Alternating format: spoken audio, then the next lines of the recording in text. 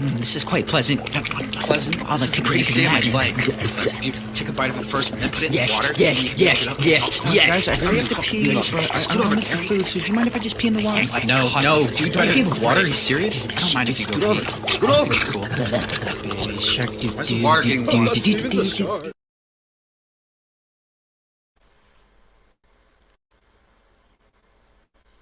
Well, hello everybody. Hope everybody's having Howdy. a good evening. And without That was raccoons awesome as peeing in the always. Dang trash Don't pee in the pandas. water. I'll be in the water. Well, you can as long as you're upstream or downstream rather from anybody else that's using it. Yeah. My uncle told me the warm spots in the ocean is where somebody peed. So, It's where all the pee just traffics in one big wave, right? right. I'm just imagining that South Park episode with the water park. Oh my god! Where the water turns blue. Yeah. Anyway, sorry, we were like 30 seconds in this. We've already derailed you, Jacob. I'm sorry. That's okay. There was a I rail? derailed myself, so.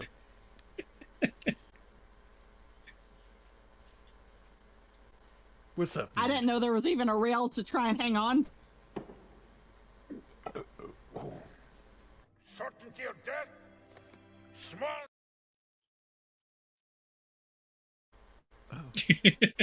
Straight from you, Jeff. Sorry. Ah. I don't have a pipe quite that long, but I do have a pipe. I mean, I think my pipe is bigger than your pipe, so. It was cold at the time, okay? It's fine. Yeah. I was in the pool. Yeah, this was in cold water. Don't worry about it. I got mine from a friend, so. Because, you know, being a woman, I can't have a big pipe, apparently. Anyway.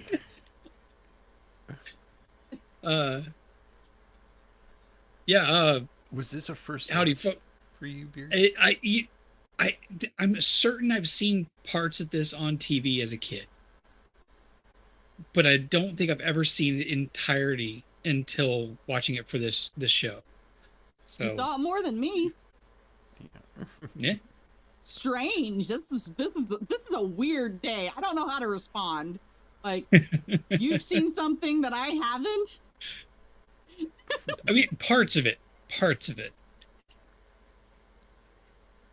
But yeah, this is a fun watch. It's definitely it's not a deep story, but they definitely they do a good job of keeping you on edge, I think, for most of the film. It's action the entire freaking time, it feels like, so. Pretty much, yeah. Yeah. And Roman. Don't acknowledge it. Roman? Don't acknowledge it. What did Roman say? What did he say?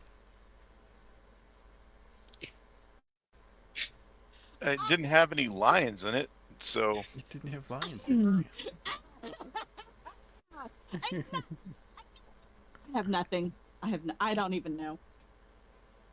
Just play the intro for Shield. Yeah.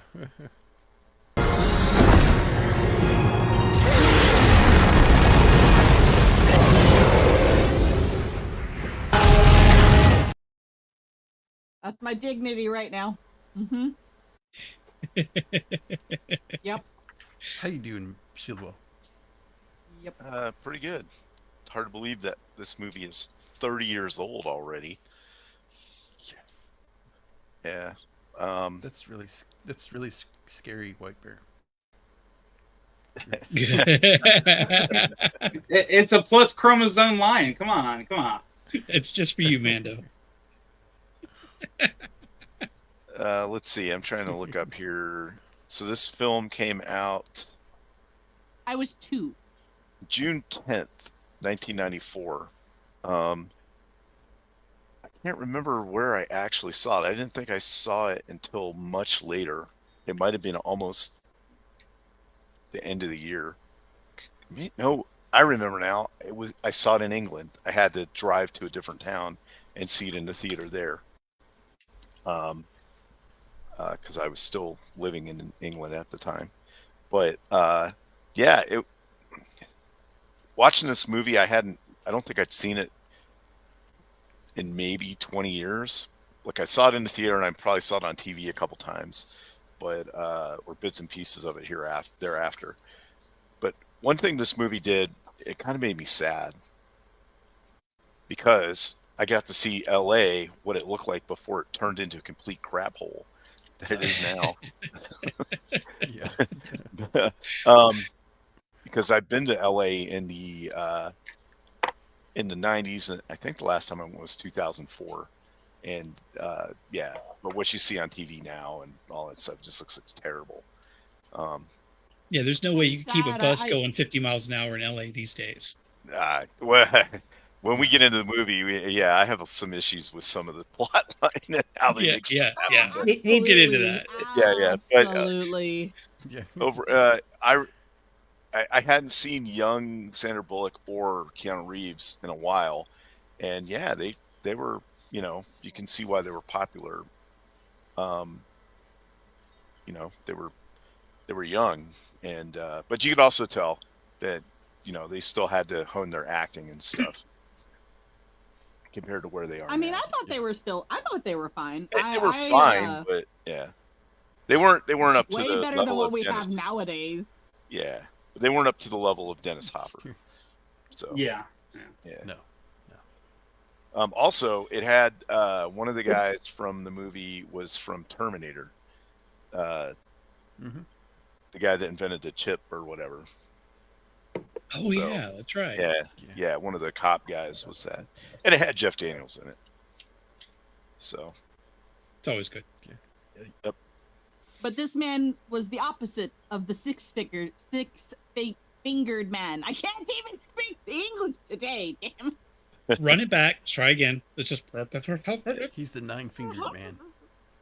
He was the 9-fingered man, not the 11-fingered man.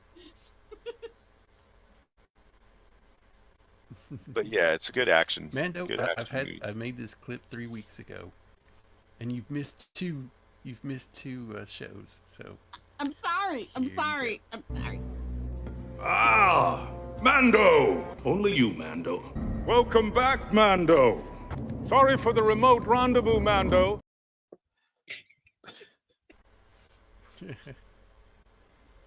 I Who was love that it. talking It's about? amazing. Mando, Untamed I Mando. mean, I am Untamed Mando. That most people call me Mando. So it's weird when I'm in another stream when somebody goes by like some other name Mando. I'm like, who's the real one? Yeah. Mando straight. There are a And- few out there that can be confusing. And also shout out to the other star of all those clips, the late great Carl Weathers. Yes. Yes. He's the man. And WhiteBear, I didn't have time to make one, so this one will work. Yippee-ki-yay, Mr. Falcon.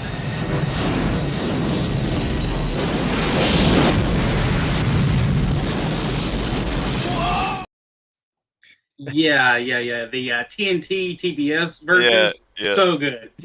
Good. I think I made Cannoli watch it. Like, dude, you got to check this out. I love it. Where it had all the It weird has dubs some in it. mirrors. Yeah. Let's go kick some heads.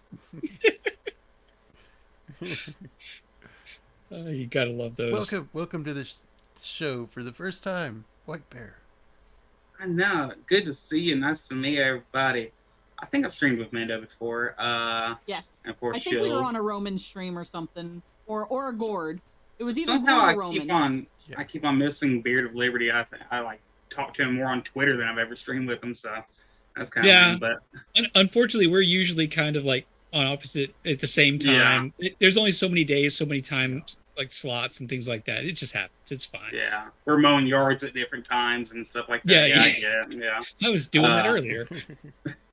But this is I've seen this movie probably too many times, and it's basically like a meme movie at this point where it's like I said, you grow up with Matt, It's one of those movies where you kind of grow up with it always on in the background with TNT and TBS and stuff like that until you get, fancy satellite or cable, whatever, So it was always there. So it was there for me.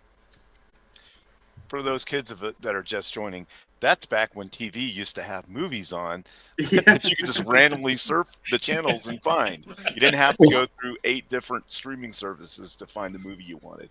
Right. All 10 of your broadcast channels and your 5 cable channels. Yep. There are some days I'm like, was cable actually better than the streaming stuff? Because you can watch most things just almost for free if you just paid your cable bill. Overall, streaming I think is better. I think the problem is that there's we're in the beginning era of streaming. You know what I mean? Like TV sucked at the beginning too. Cable sucked at the beginning. Then we got to the point where you paid $50 for like 500 cable channels, and we were cool with it. Mm-hmm. But then, like I said, we're at the beginning of streaming. It's sorting itself out. There's a lot going on. So I think ultimately everyone's going to do something like you'll have 2 or 3 like cheapo streams that you get most of your stuff from, plus YouTube and Rumble, and then maybe you'll rotate through the bigger ones when stuff you want is on. Because I think it's the pattern most of us are going to follow starting over the next 10, 20 years. Yeah. And welcome, Matt.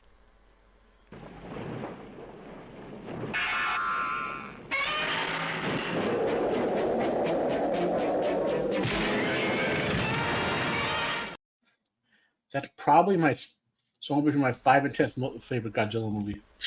I love that clip. Yeah. I love it. Is it the same one where he flies?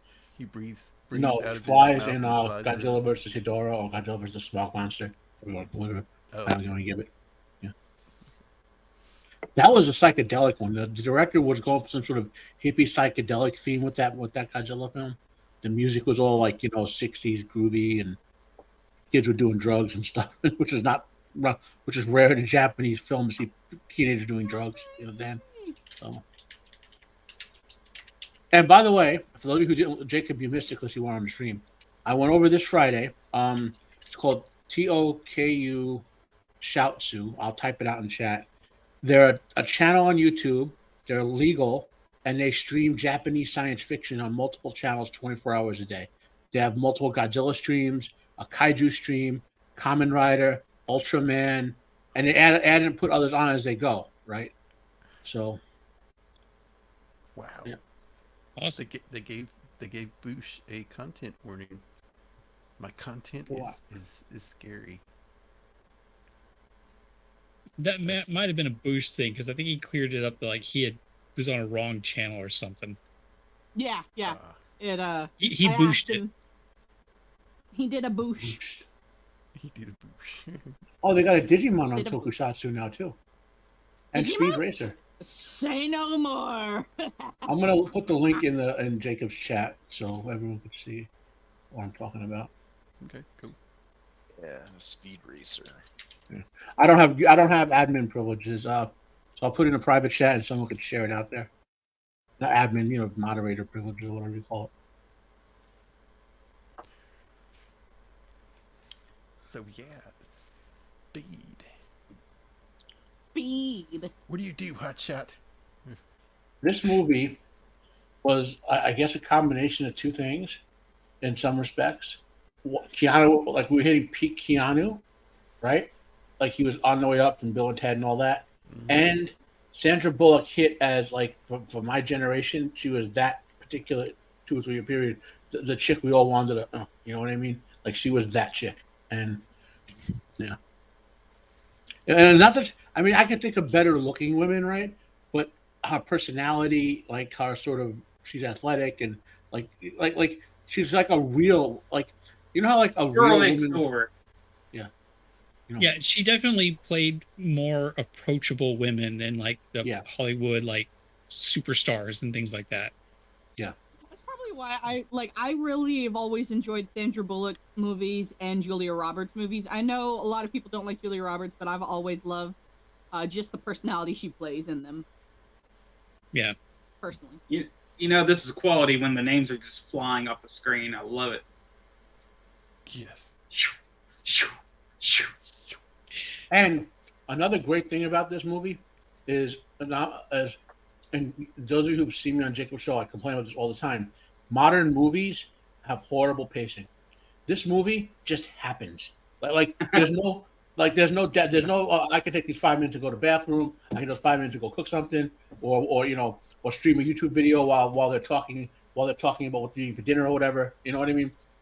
Like this movie, what is it, an hour and a half, hour 44, whatever it is? It feels like it's 25 minutes, and it's good in a good way. It takes you right through the journey, you know. Yeah, I was surprised when I slog. got ready to start it that it's close to 2 hours, and like you said, it definitely does not feel like it. It just goes.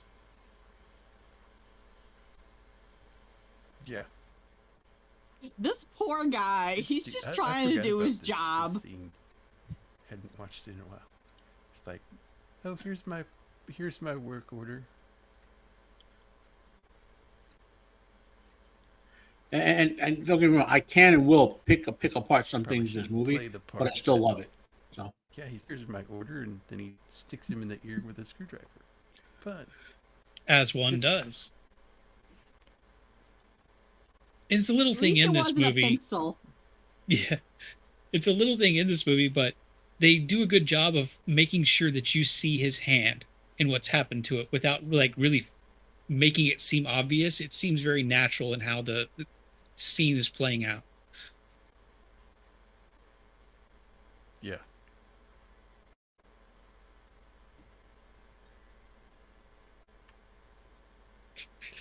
I like this. This guy pushes the button. He's like, "Oh, good job. Yeah, that really needed to be pushed." Yeah, and the guy that Soft pushed the goes off, button, like, he's one of those he's one of those faces you see in everything, but Yeah, nobody he's knows been his in a name. lot of stuff. I know he's been like FBI agent and something and other things. I think he had a brief role in the Gotham TV show and a couple of other shows right around Which the same guy? era. The guy that was in front that pushed the button. Oh, okay.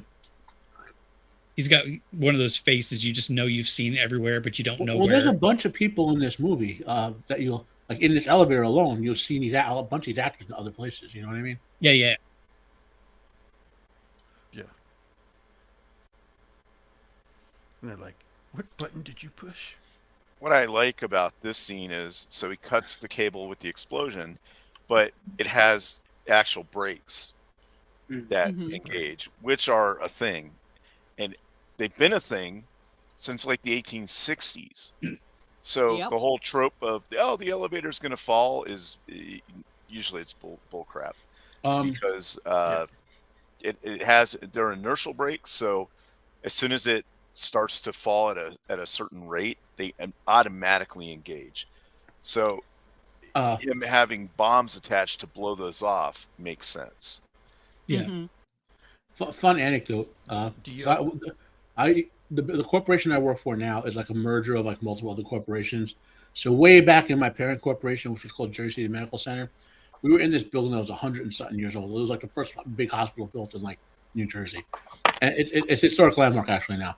And the C building elevators for decades were nightmarish elevators. They would randomly drop, like you'd be in them and it'd drop 5 floors, or they'd stop halfway up the floor, So fun. I remember I just missed it. Like a nurse got on the elevator and I was there. I heard her screaming. It dropped 10 floors. She ran out screaming and quit on the spot. Yeah.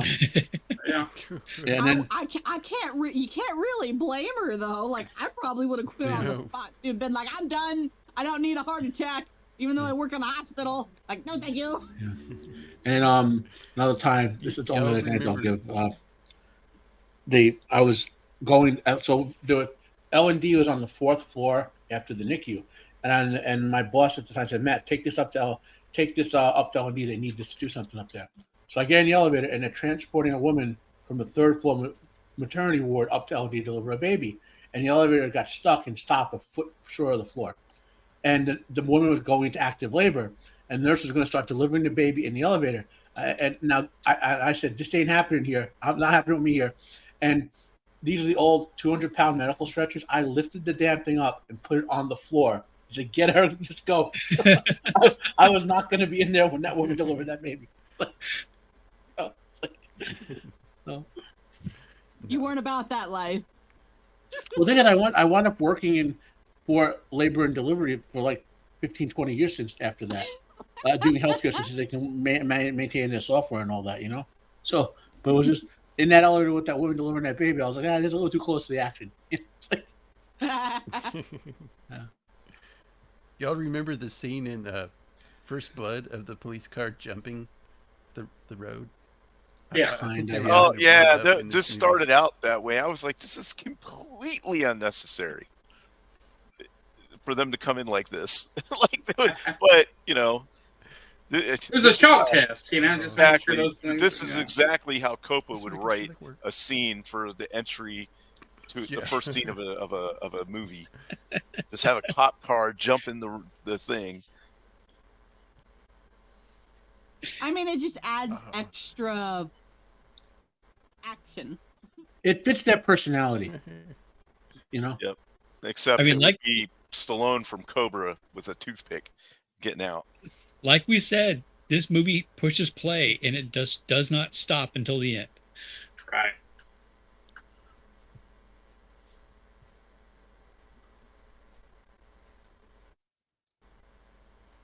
This guy's been in a lot of stuff too. Jeff Daniels, Batman characters. Oh hell yeah. Oh, you mean him? Yeah.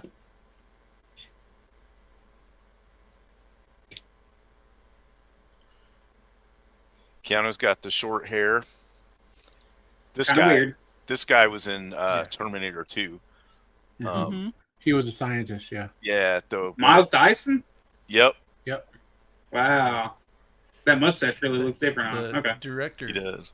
The director wanted Keanu Reeves to have a shorter, more like police haircut, so he just buzzed it, and the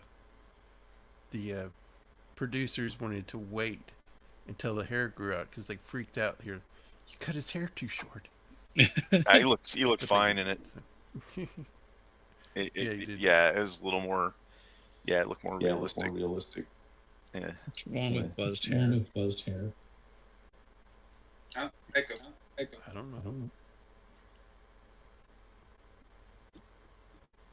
Excuse me. Hello. I'm getting echo from somebody. Yeah. It was Mando. Dum dum I dum. know.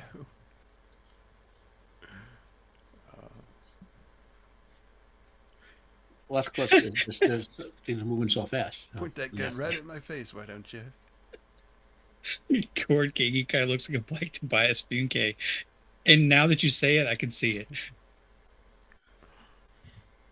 You know, Look at this. I forgot Dennis Hopper Pointing that died. gun directly at him.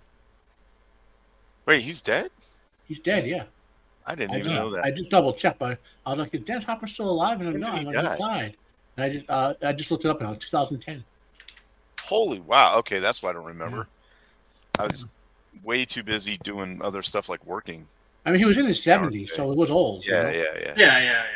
Well, Yeah, he was we just found out that I just found out that he was in True Grit.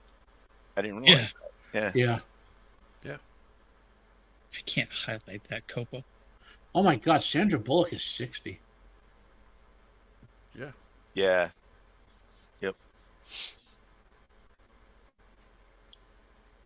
So the folks stuck on this elevator, this is supposed to be an express elevator, basically from the floor they started to ground floor. Yeah. It won't have openings between. Right. Only at select locations. Now, okay, a little realism here. They make and have made devices you can walk in there and lock an elevator to its infrastructure to. So if this were to happen, like or the cable snap or whatever, and it's only hanging on one emergency brake or whatever the situation is, they can get in there. I mean, it would be repair guys, not police, but they can attach something to the elevator that will lock it like immovably to that frame. You know? Right. Also, I like how his like little control thing is just higgledy-piggledy taped on there. like that. Yeah, Yeah. with the good old fashioned computer ribbon cable plugged into the bottom. Yeah. Yeah. Couldn't use sticky magnets now. We got to use duct tape. It works anywhere, so. Yeah, it does.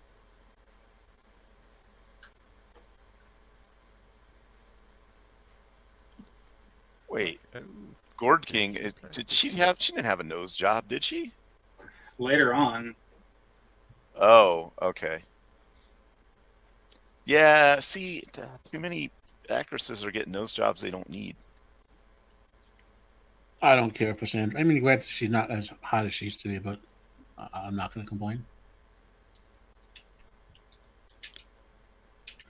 shoot the hostage. Is this where they have the first conversation about eliminate the hostage? Like, Yeah. remove them from the Yeah. equation. Somewhere in here, right?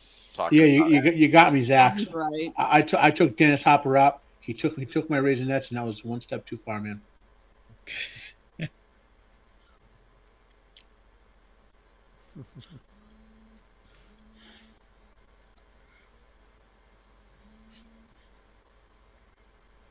And so everything's rigged to go.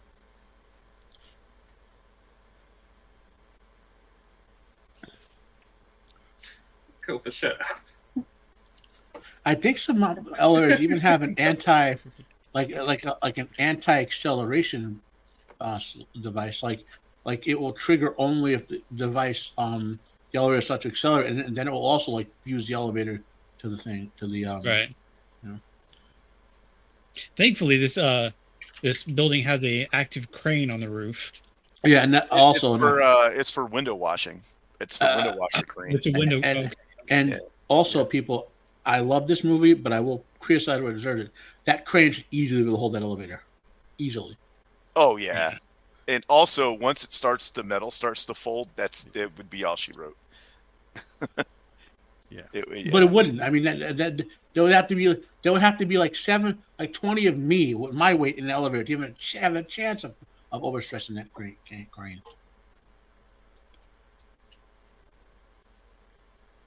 Keanu pulls just a like budget Tom Cruise diving down the elevator shaft there. This is one of the first movies that I saw him with guns, and then, look at the transition from this to John Wick. And also, speaking of guns, this is peak like early '90s with the firearms. Yeah, with the giant flashlights on the end of the guns and stuff. Yeah, all the MP5s, everything. I'm going grabbing Keanu's filmography. How far into this was his? This was '93. He was in. This would have been his before this. 1, 2, 3, 4, 5, 6. Mississippi! She had to come back and reiterate. This was about his featured 20th that, film. Don't worry. This was Reeves about his 20th film. He'd been steadily rising to this point. Right before this was Little Buddha. Then a year before was Dracula, and all. Then Bill and Ted's Bogus Journey was a year before that. So he already made 20 movies by this point. yeah, this is about the 20th. Yeah. Wow. Okay. That does. I need to look at more Keanu Reeves movies then. I didn't realize it was that many either. Yeah. Taylor Swift is here. Hello. Taylor's here? Oh, Mom! You have nothing on Sandra Bullock, Taylor. Go away. Don't start a fight in the chat. Fight.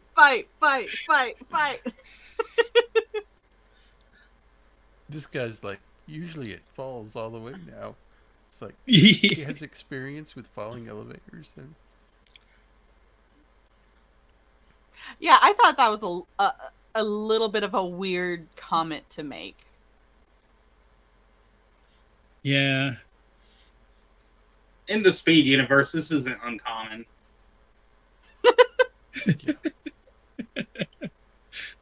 Now we do I get. mean- Day on the job. I wouldn't be me if I didn't point out that we do get some nice elevator fan service when he does like the director does like 2 or 3 upskirt shots of the attractive women as they're lifted out of the elevator. I wasn't gonna feature it, but since you mentioned it, Copa's been cheering for that since we started.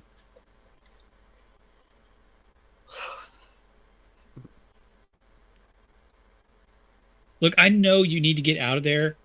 I don't have irrational fears around elevators or falling. I know all the safety things. But if I was in a compromised elevator between floors, I don't know if I could actually make myself crawl through that gap without completely crapping myself, worried that my legs are going to get cut off. I would be hurling people through that opening or ripping them out of my way to get through it. Yeah. You know, now I saw the beginning of Resident Evil. Yeah. Fire. Clearly, that chick is afraid of heights. I think that's really what's freezing her up. You know what I mean? Not so much the fear of the opening, but the fall and the fear of heights. I think is, you know. I mean, at that point, after having dropped several floors a couple of times, it's understandable to freeze up. Come on, just take one of the feet. You know, just to get this out of the way. I was about to be like, did they get the feet? I think they're gonna get the feet, but nope, I was wrong. Nope, this is not Final Fantasy, not a Final Destination. No, this is Speed. Ah, Yeah. Maybe in the rated R cut for like Japan and Europe, the feet got cut off. You know. probably. Copa is mad that we skipped it, but I know he's gonna unsubscribe now. yeah, but this is a family show, Copa. Copa, for you, Yeah. I will get It those is? scenes and display them on my stream on Friday. Yeah, so now they're trying to figure out It's like like, the bomber would want to be nearby but have a way out.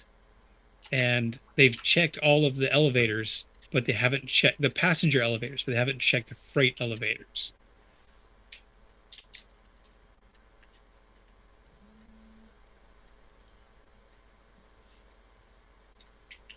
yeah, instead of, I know this is an action movie, I know, but instead of telling everybody, they just go do it themselves. I mean, they could have Yep. completely locked down that elevator shaft. Yeah, especially considering that like 20 dudes showed up. We have 2 of them that are actually doing everything. Right.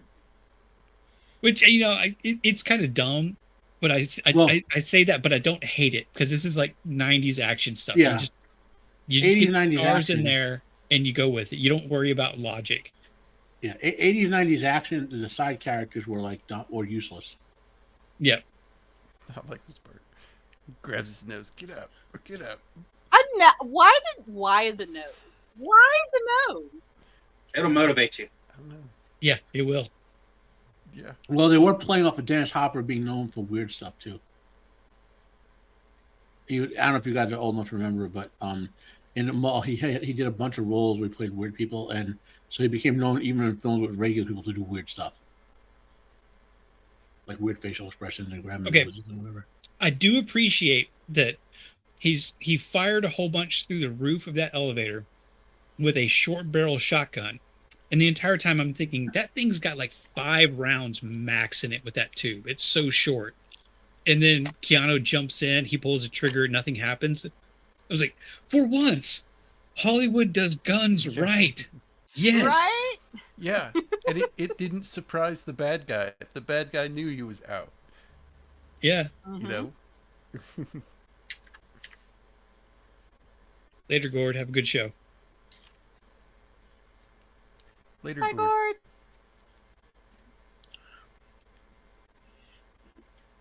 He's got But he's still got that dead man switch. Yeah. I don't know. And maybe it's just me. I don't know. Maybe it's the Yeah, I like hair this or too, something too. about Dennis Hopper. But I know who it was, but it still did not look like him for most of the movie.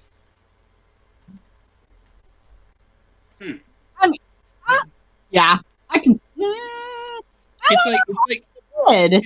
it's Dennis Hopper, but different. I don't know exactly what it was. I don't know if it was the hair, maybe the weight or something like that. It was different from what I'm used to seeing him in. But yeah, something always felt off every time I saw him on screen. And maybe Yeah, that was like, intentional. I mean, he yeah. punches. Maybe. He pushes the buttons on the his control panel, and makes him think he's going to 3, but he actually goes to the, what is it, ground floor. Yeah. Yeah, Mhm. he hacks it basically. Yeah. But he had like one hell of a Power Wheel set. All those controllers. Well, I think like he is. No, Copa. I thought he had Copa. 10 fingers. We all have 10 fingers. Count them. I do like how Hopper is an intelligent villain. He's using technology and planning and things like that. Mhm. You know, Mhm. he's not. Like, I guess maybe like this is the era of films like Die Hard, where the villain's also very intelligent. So maybe it's a '90s villain thing. I don't know. Yeah, but he does feel intelligent and not look where he overly shoots confident. him. Oh, yeah. Right here. Well, he's crazy. Right I in mean, the artery. Yeah, you would put a tourniquet on that right away. Yeah. it's just a little bullet. Eh. In the dick. Oh, it's just a flesh wound. He'll be fine. He'll be fine the next day. Yeah, and then you shatter the femur, and it's all she wrote. Wait, doesn't he have a limp for the rest of the movie anyway? Yeah. Yeah. Even he's like, what the?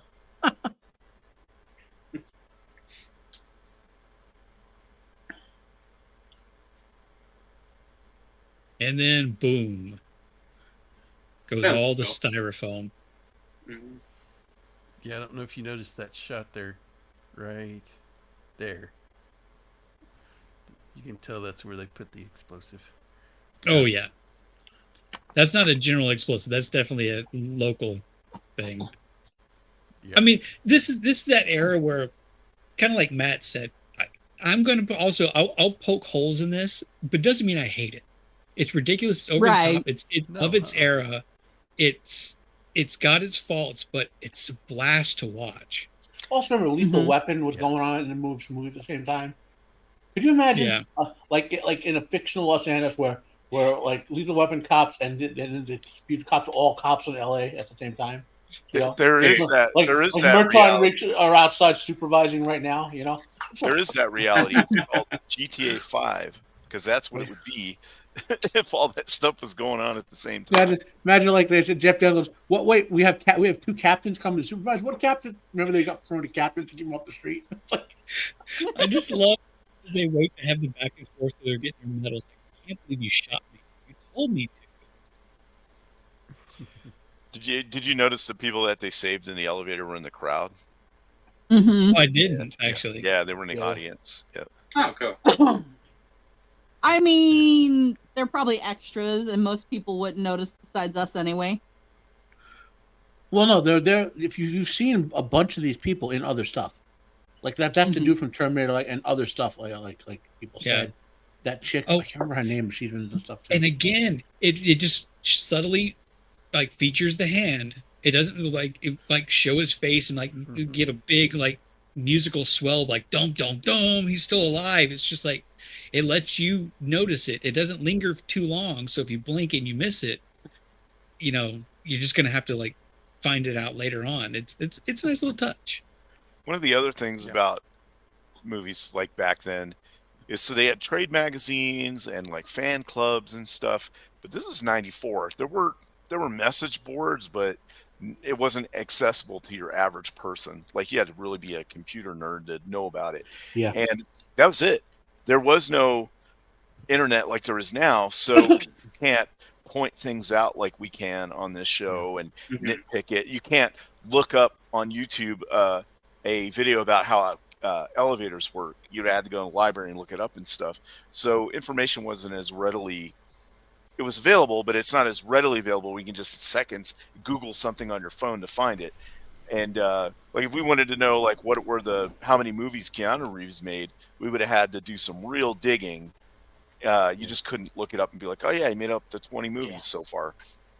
So people bought into things more easily back then because they just there wasn't a way to look it up and debunk stuff right away. Mm-hmm. Well, I think that this time period Did would have been what? Did y'all think there CompuServe was and a America Online? Was that Sorry, Jacob. Jacob? Did y'all think that there was a time jump between the bar and the next? Yeah, I figured part? like a couple of weeks had passed. Yeah, kind of not thing. a lot. No, it's got to be You know, less. It's got because he's still limping severely. Right. But that's what I'm saying. Just a couple of weeks. But I mean, he not got as shot. bad. It takes a while to recover from that. It wasn't a long time. It Yeah. wasn't like months and months or anything. Maybe. Yeah, I mean, they had to No, file the no. paperwork and like get a little meeting together to say, hey, look at these people, they won awards, and Right. Yeah. It- It takes time to do medals and things, and right. also it would take time for the villain to like come up with a new plan.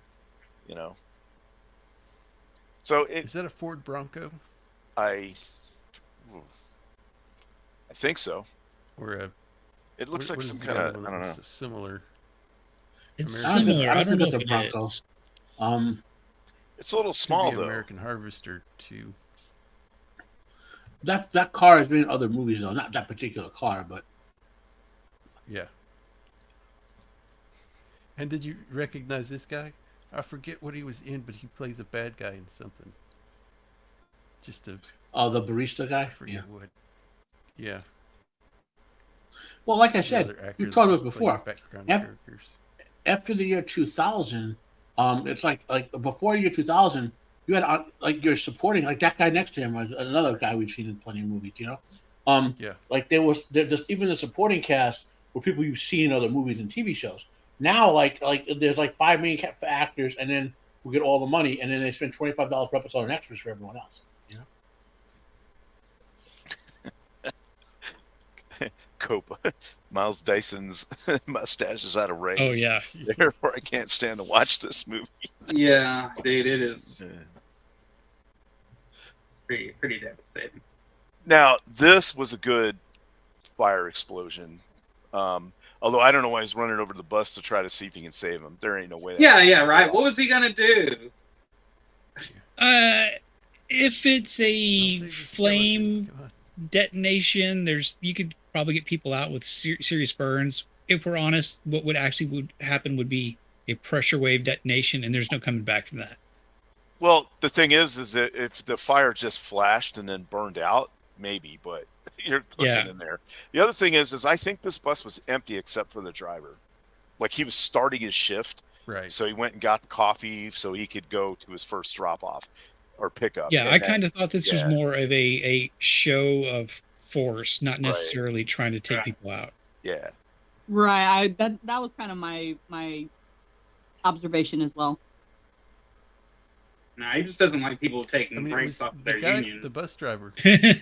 So this is where the very kind of first part I was like, all right. So this guy's whole plan hinges on somebody hearing this phone and picking it up, and some bum doesn't answer it or something. And the fact that he can hear this phone ring over a giant roaring fire that just exploded and maybe blew his eardrums out. Well, This is he's- like Joker level planning where everything has to come together perfectly in order for it to work. There's so many things that could have gone wrong with this where he would have ignored the phone. And then what? Well, What's true, this guy's but- backup plan? I mean, he's also right there. Like, Yeah, but if 20 I heard yards a from random it, but phone still. ring Backup phone after a bus would- flip, I wouldn't care about the payphone. But this was definitely targeted. Like, if Keanu Reeves' character hadn't been there, he wouldn't have blown up that bus. And yes, I agree. Having the phone ring and hoping he's going to go over there and pick it up is a stretch, but I think it plays to how calculating this character is. Now, I don't know. I'm not defending this per se, but I mean, back in the day when we had public payphones like that, if they rang, a lot of people when they were ringing in the street and no one was there, you'd stop and answer it. I mean, I've done it I when I never was younger. would, because then you get sucked into the hey, can you find my friend? I got time for that. No, You know but what I That's mean? when you just set it maybe on it's top and walk away. maybe I it's like know, a but New York I know area it thing or drives whatever. the story, but still, that this guy's plan, if that was how he was going to get a hold of this guy to get him to move on to the next piece, it could have failed miserably. It is a stretch, but everything in this movie is a stretch. This is a 90s Remember, though, action film, so Maybe I'll they're just forget. trying to reach you. Maybe they're just trying to reach Yeah. him about renewing his car insurance or something like that. That would have been Calling the random payphone, like, oh no, it's gonna happen Like- again. Oh, He wants to God. talk about his bus insurance. or he's like, my name is Adam from the IRS.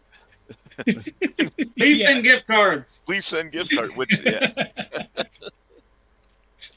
You've been ignoring the it's IRS. just You the had first to get thing their I thought attention was somehow. like, just this guy's Yeah, a meticulous planner, and then this Loud is the weak fire, link. people Yeah. screaming in the street, and you're like, oh, Yeah, fucking like payphone's what? here.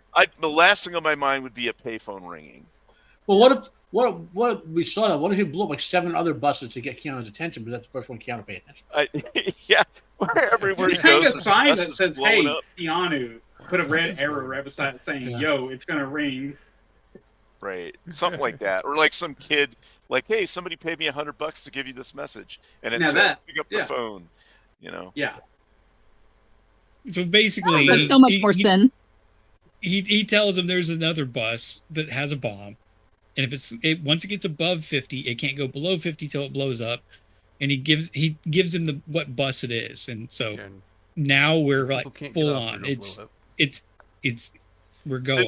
We're full speed now. It's go in time. today's LA, that he would have been like, so if the bus goes above 50 and then drop, boom, and he'd be like, well, Yeah.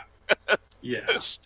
I mean, even in this movie, it Yeah. takes it for that bus forever once it hits the freeway to go above 45. Right. Mhm. I The think road right through that wall on the other side of my computer, I hit 45 in about 3 seconds. I don't think. I think that we're supposed to take that the villain did not arm the device until Keanu got close to the bus, because he wants Keanu on the bus. Unless he just randomly blow up like every hour another bus blew up. Maybe I'm on that. Oh bus. yeah, okay. I see what you're saying, Matt. That Yeah. makes a lot of sense. Yeah. He basically waits till In the he's on the original- bus, in and the then we original find out bus later script- he has means of figuring out if he's on it or not. Yeah. Mm-hmm. What's that, Jacob? In the original script, it was going to be 20 miles an hour. What? Oh, that's been Upped it, easy. so it'd be more intense. You could combine this I mean, with for driving a Miss bus, Daisy yeah, if it would if be- it's 20 miles an hour.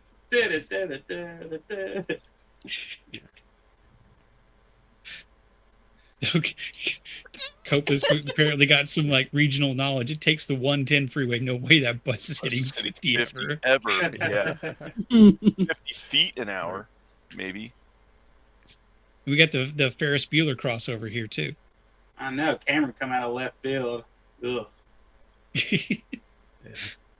Got a problem with the bus? Don't worry, just drive it backwards. Oh, yeah, drive it yeah, back. Bueller. yeah, Bueller. yeah.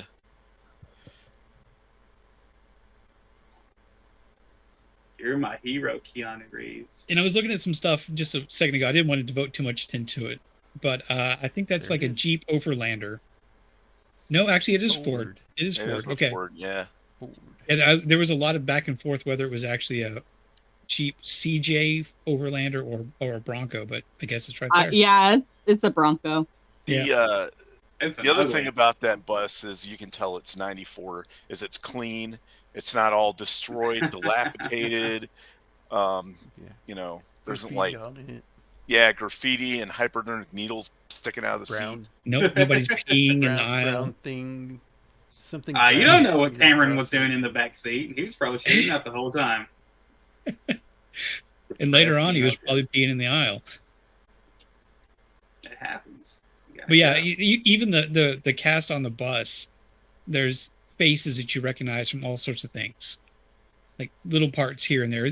Those like working actors, they're the ones you know are making more money than you think they Yeah. are because they're just in everything. Yeah. And also, Him shout breaking out to the this dude being glasses able to was not run like intentional. 40 miles an hour trying to catch up with his bus. Right. Well, remember they were stopped at this point because of traffic. He got out, ran up next to it, and then broke the window. And yeah, Yeah, he starts That being was like, this unintentional. crazy dude over here. The broken window was unintentional too. Do you like how Really? They they, just left it in. by the way, do you know how they blew up the modern looking bus, which I know in real life I have way better air conditioning, and he keeps the shitty bus whole, like the one that's bad air conditioning.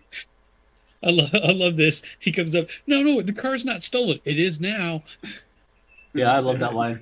Why he didn't just kick him out of the car instead of driving him along with as a civilian with him, who's going to do God knows what. I know Insurance doesn't matter. They needed him to drive the car so he could jump onto the thing, and I guess, but And they mess up that Jag. yeah. Oh, yeah. Toon Man. Toon Man. What does he do?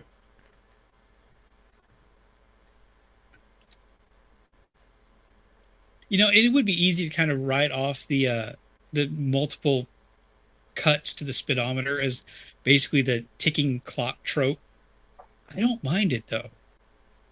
It works. It doesn't bug me. It's fine.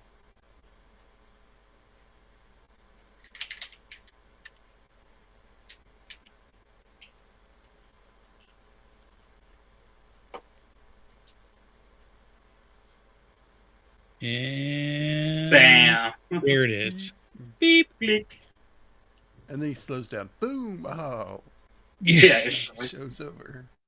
Yeah. Yep. Somebody cuts him off immediately. Boom. Just as it engages, someone hits the beeper to stop the bus for the next stop. Like, and Hopper's like, "Dang, now you got another bus." He gets in touch with Keanu. Go over to 5th and Main. There's another one over there. You gotta. How many buses? Why? Yeah.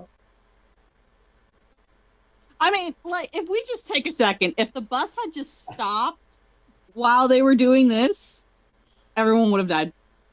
Yep. Especially when that hits the windshield. Bomb on bus. Of course, your natural Thankfully- reaction is to just stop. Yeah. I'm just thankful that Toon Man had some paper and shit, stuff on him to use right there. Like, go you, Toon Man. Yeah, you make this movie today, he'd have to download an app that has like a scrolling marquee and put the text in and Yeah. hold his phone up to hope they can see it. I hope I can airdrop this to him. Hold his iPad up. You know? Yeah. This next part of the scene, though, kind of, when we get there, it will, it kind of upset me a little bit. There was a part that I was like, really?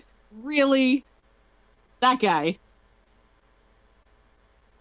I don't mind it. Like, I like that they kind of focus in on him reacting differently to everybody else on the bus, so it kind of clues you in that there's something different with him. Yeah. I like this part. Oh, and this. Are you insured? Yes. Yes, I'm insured, but not for having my door freaking ripped off. I'm just insured for liability. You didn't ask for details. Plus, there was a car right there that they Yeah, run really. into.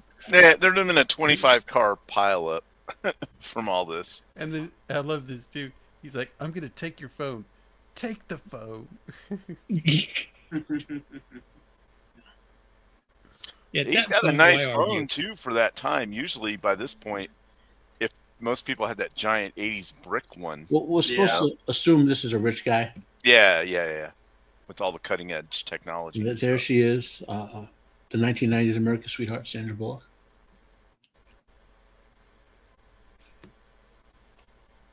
Then he Oh, and fives it. those water jugs, they're meant to bring you to a less than terrible stop, but it's still kind of a terrible stop. That dude would have gone flying out of his car. He basically just Yeah. tried to kill Toon Man. Yeah, he's Yeah. dead now. Yeah. Goodbye, Toon Man. You will never record. Oh, he's another probably film. got like flesh-eating bacteria from the water too. Oh, yeah. Yeah. That's at least 10 tons of water you get. At least. No, Yeah. look at Toon Man. He's just fine. His car's at least totaled for sure. Yeah.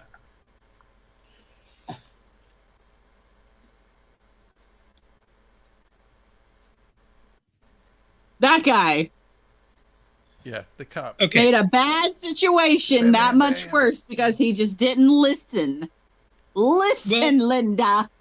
I'm assuming, maybe I'm giving too much credit. I'm assuming he's probably got a warrant or he's wanted for something, and he thinks that the bus is being boarded for him. So he's panicking. He's not listening to anything because he's panicking. Later Mhm. on again. So, and he was like, I am not here for you. Like, even We're just say two yes, it might have been dudes, man. after him, You have got a bus, like you have a bus barreling on a highway with multiple witnesses, no escape.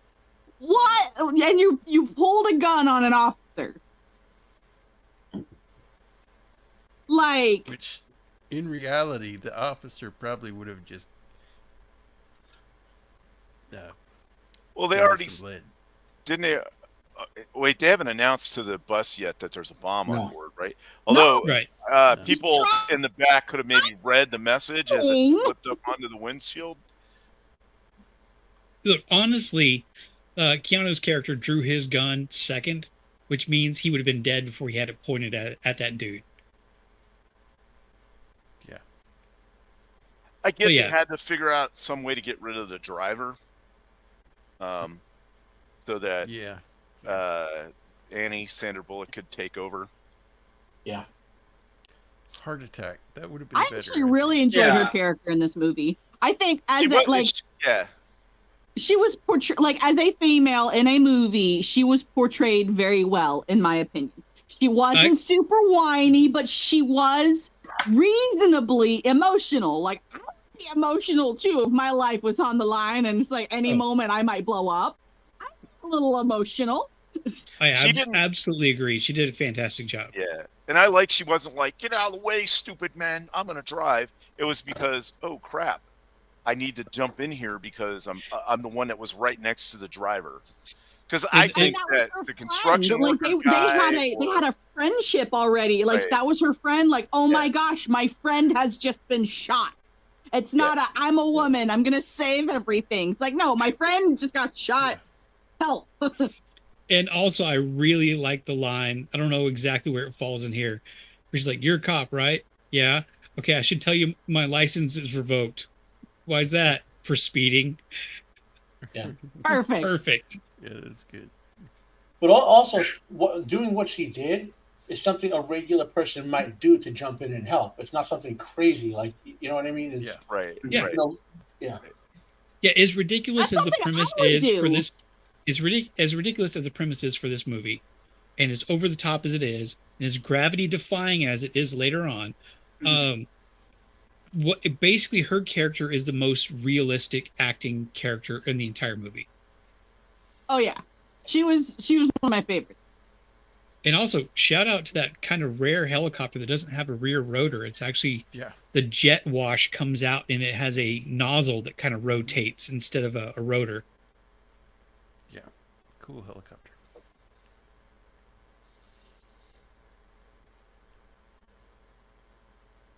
And of Yeah, course, I thought.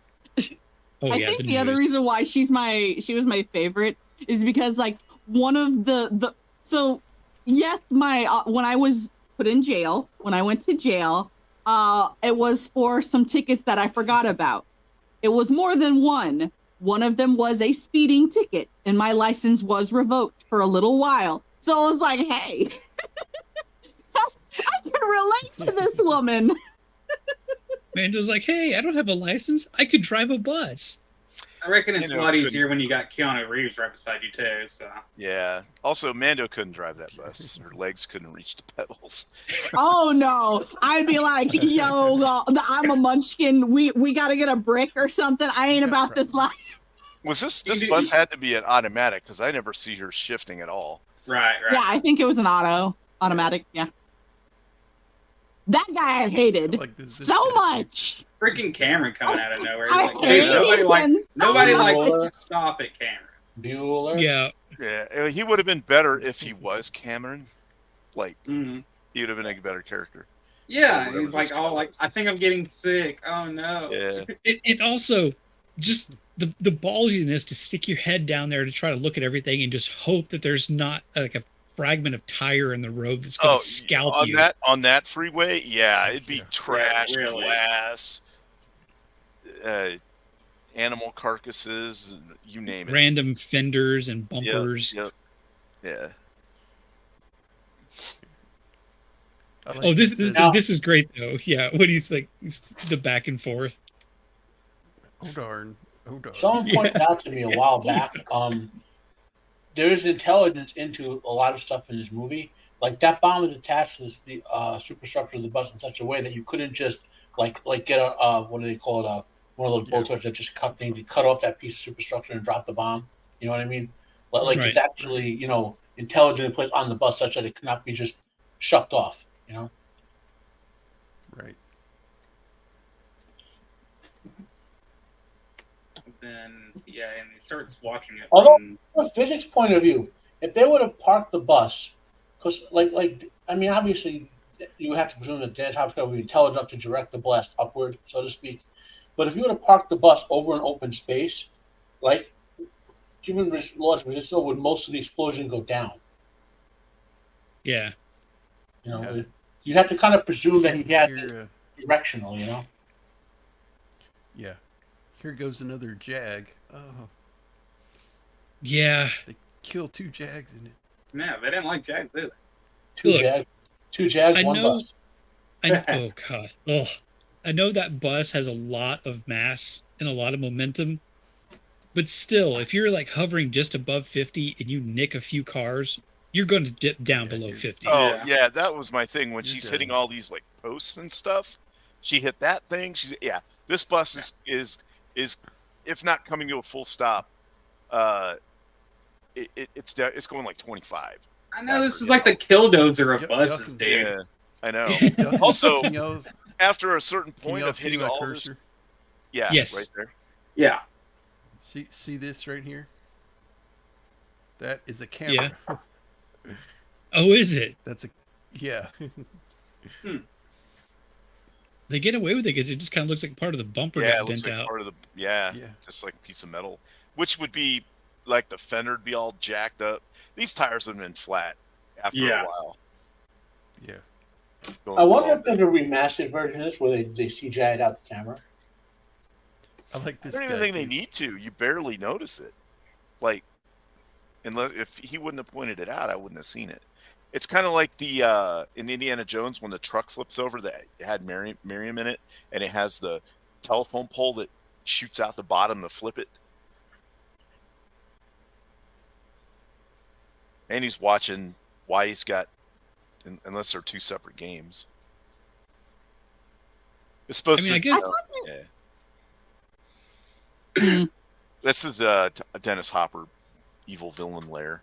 Yeah, I guess this might be a little bit of a commentary on the fascination with the public with high-speed chases, especially out there in LA as often as they happen. Not only back then, but even now. Oh, yeah. Also, him Oh, driving in that Simpson little with the Bronco Ford kind Bronco. of gave me You're right. OJ. Yeah. OJ. Good thing they So he replaced that kinda Bronco figures with out- the SUV called the Escape. There's a Right. watch. There's a watch on the bomb, and it's a gold watch.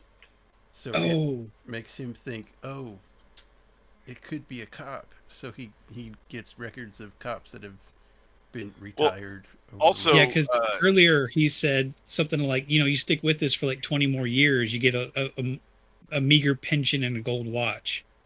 The other thing he Which- said is that this bomb maker is all over the place. Usually a bomb maker will stick with like one kind of bomb, but this guy is making bombs out of different stuff and different ways. And he's like, it's like he knows and sees an encyclopedia of bomb making.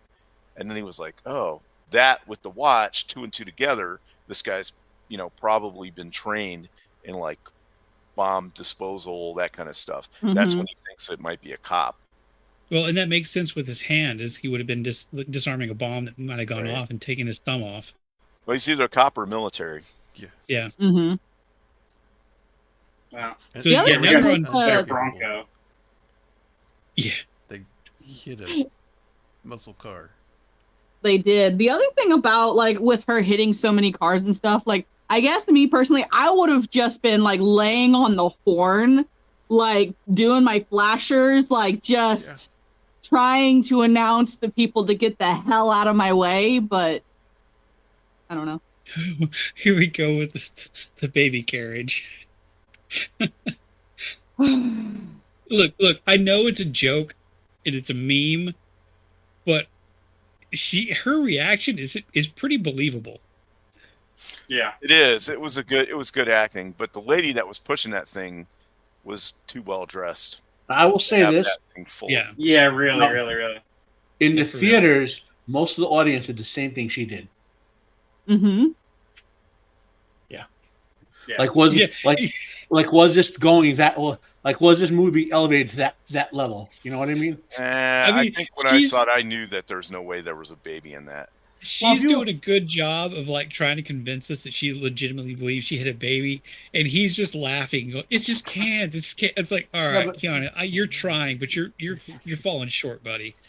Sheila, we're like veterans of the genre. Like normies wouldn't think that way. You know what I mean?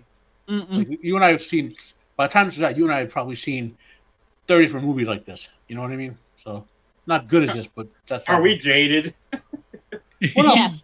Yes, we when are. you see this stuff everything is formulaic. I mean, to be honest, to people listening, spoilers for the 4,000-year-old novel, The Epic of Gilgamesh. But once that book was published, a lot of stuff is derivative of that. Like 99% of everything we've written in fiction. You know what I mean? So, like when you see enough of something, like of a subgenre or whatever, you can start predicting the beats. You know what I mean? That's why they call them nowadays. They call that stuff tropes. I think, right? The TV tropes and all that. Yeah, You know? Yeah. But you could, when you watch 75 vampire horror films, okay, where's the garlic? Where's the inevitable piercing bite? You know what I mean? And these type Or of in a films. zombie movie, someone got bit right there. They're hiding it. Yep, They're gonna yep, turn. yep. I have no idea how long WhiteBear's been running the Bronco footage. It's been a minute. It's been a while, yeah. Since we said something, he brought it up. You know who hates that Oddly, footage? it's not the first time I've seen him on a stream with the Bronco footage running.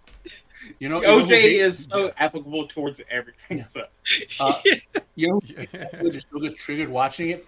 David Hasselhoff. Because right when OJ was doing this chase, David Hasselhoff was premiering his world concert online or whatever. Really?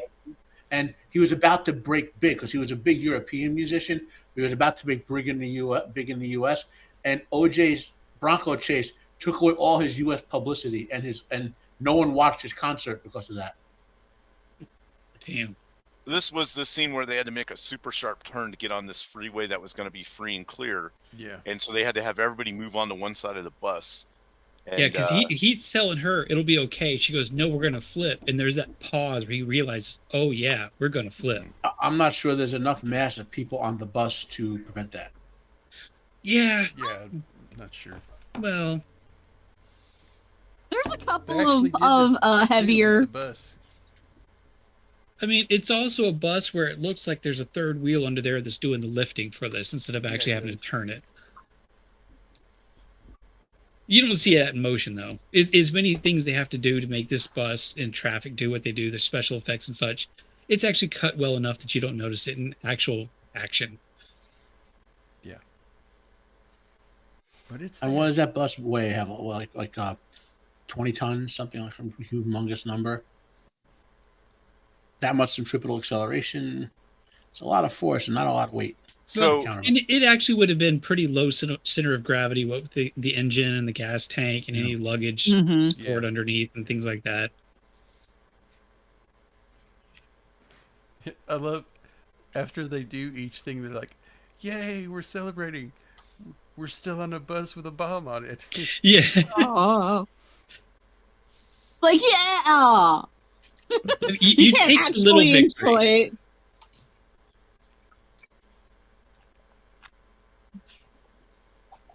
This is funny. This It's like, lady. It's okay. If you have to throw up, it's okay. That lady, man. I also didn't like her. Yeah, I've seen her in some like other things too, and I can't pinpoint what it is, but it's been bugging me ever since. She's been in she was in Rain Man. She was in No Country for Old Men. She was in the TV miniseries about I think it's called Goliath Rises or something. No, that's the wrong movie. She wasn't in that one. She was in some modern thing called Goliath. I can almost pinpoint it, but it not enough to actually like sit down and try to figure it out. She should listen to Cameron. He's had to ride with Ferris before. He knows the true terror. The other thing that got me about this scene is why are the cop cars riding so close to the bus? Just spread out. Like, you know what I mean? You don't got to be right up on it. Well, so they could be in the camera. Don't bring logic to this. I'm looking her up. Was she the one in the Stephen King adaptation, The Mist? She's a crazy old lady. Are you talking about the new Mist? The one they did where they changed the ending from the book. Was she the crazy old lady? I'm talking about the one where everybody. Yeah. Well, I don't want to. This was clever with the flatbed. I like that. Yeah, but one thing, he's like, we need to get these people off. By now, they should all know that if they try and get somebody off, it's gonna blow up. Yeah, he should have called that in. Yeah. But, you know. And at the very least, the people on the bus should have known. That way, when stupid lady decides she wants to just exit, she doesn't. Maybe. I mean, he does kind of briefly mention it right before he negotiates the whole getting the driver off the bus so he can get medical attention. Right.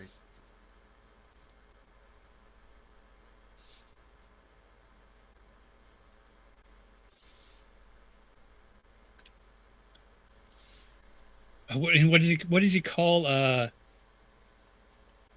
Wildcat? No.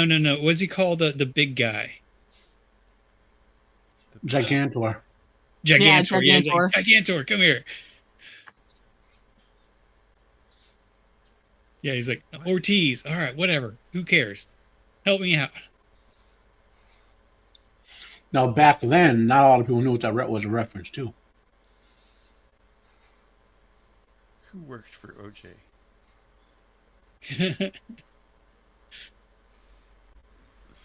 The juice. Come on. It's the juice.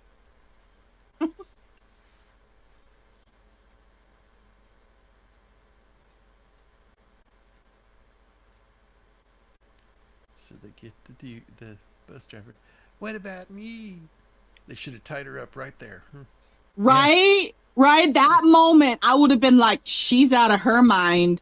Yeah. We can all tell she needs to be... She needs to be tied up or unconscious. You know, just sock her in the nose, toss her in the back of the bus. Right? Because, like, she's Look, asking why a wounded individual who has been shot, actively dying, gets to get off the bus and she doesn't.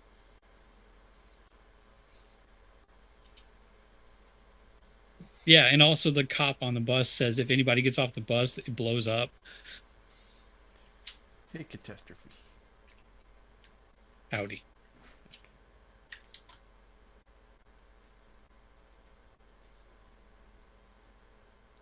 I mean, and that's no small feat going from one vehicle to a flatbed behind a semi truck at 55 miles an hour. Boop. Yup. And also, no offense to that lady. She's not a spring chicken. I mean, what are you going to do, lady? You going to jump? Or are you just going to fall out and get run over? I think she's going to fall out and get run over. You know what? Yep. I think you're right. I mean, that could be a plot convenience that you could argue that he had a secondary bomb to like give a warning of people trying to leave the bus or whatever. I don't mind it. I kind of chalk it up to the fact that he's kind of this calculating guy that kind of tries to plan for every eventuality. Like he doesn't really want to take everybody out. If he can take out one and not everybody else, he's going to do it. I think he would still blow the bomb after he got the money. Yeah, maybe.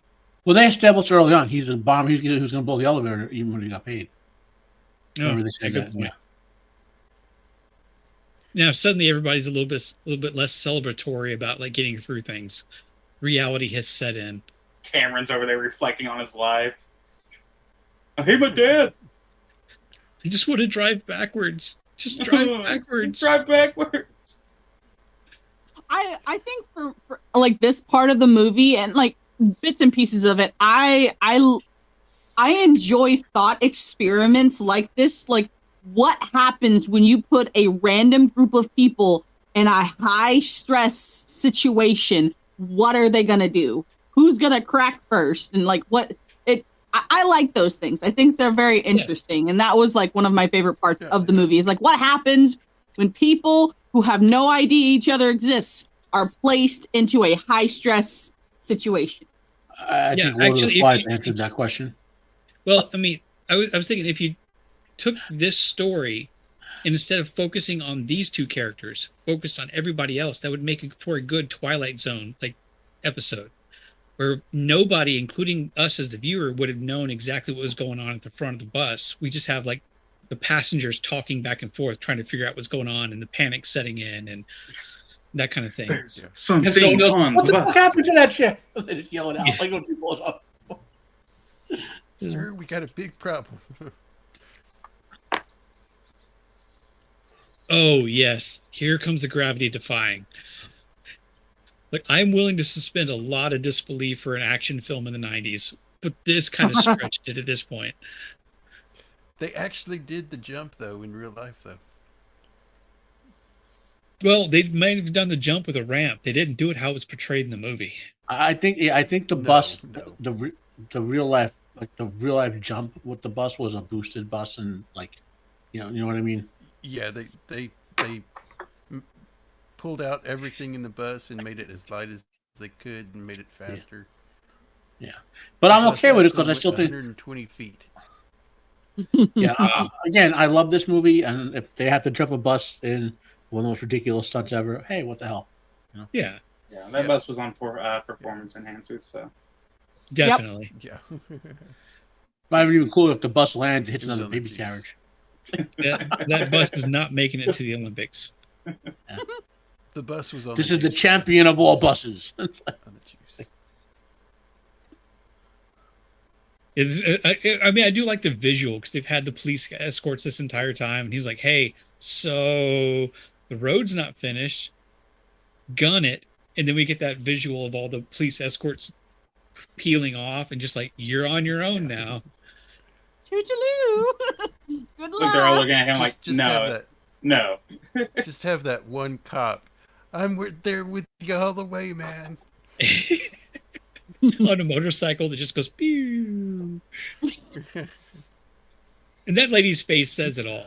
That was a good like crop in, just like, yeah. What crazy world have I been dropped into? Right. I mean, I think that she represents the audience at that moment. Like, huh? Yeah. We about to what in a bus? What you say? We gonna jump 50 feet? Are you crazy? By the way, the Asian woman on the bus. I leave the China land for this. The Asian woman on the bus was in a TV show that people forget about. It was one of the early vampire TV shows, Forever Night. She played She played the captain in after the original captain left at the end of the first season. So it's a Canadian TV show, but it nowadays they have all these vampire TV. Forever Night was one of the, I think, the second or third vampire TV show after like Dark Shadows in like the 70s. So yeah, I think Mythbusters did this, but they did it with a regular bus, remote controlled, and it did not make 50 feet. No, it didn't. Yeah, I miss Mythbusters, man. In general, it never would, because it needs an upward launch. You can do it with a ramp, and they show it in the film. Whatever ramp they use, they hide, which is fine. It's good for storytelling, like Copa said earlier. If it's fun and action, it trumps like reality. You go with fun and action. I can't really do the physics readily anymore. It's been too many years. But given that distance, I remember I was playing around with equations for this back then. And I want to say if the bus was going like 110 miles an hour or 103 or somewhere in there, it could have made the leap. Okay. I think it would have had a better chance if the one end was higher than the where it comes down at. Right. A significant amount. Agreed. Because you know what I mean. Then it doesn't have it. It can kind of drop off more. There was also a little thing that I like because he tells everybody hang on to everything, and then he goes and takes the handcuffs off the guy that he cuffed earlier, because that's kind of a death sentence if you lose your grip, but you're cuffed to something. It's basically just going to break everything in your arm. Yeah.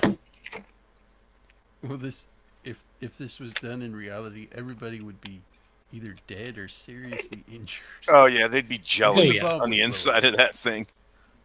But I was saying before, like let's say the bomb went off right there. Unless it was a directional explosion, most of the force would go down. Yeah, and the maybe back it half would of have the bus helped would them. be okay. And they would make Yeah, maybe it would boost them and they'd make the jump. Yeah. Dennis Hopper inadvertently Should've saves done them that. all. Like he gets They the should've police give jumped it. him the medal he deserves. and hit the brakes, and then it would have blown up, and then they would have made it. Yeah, Now I does wanna see that in a does an engine reference speed if you're in the air? I don't know.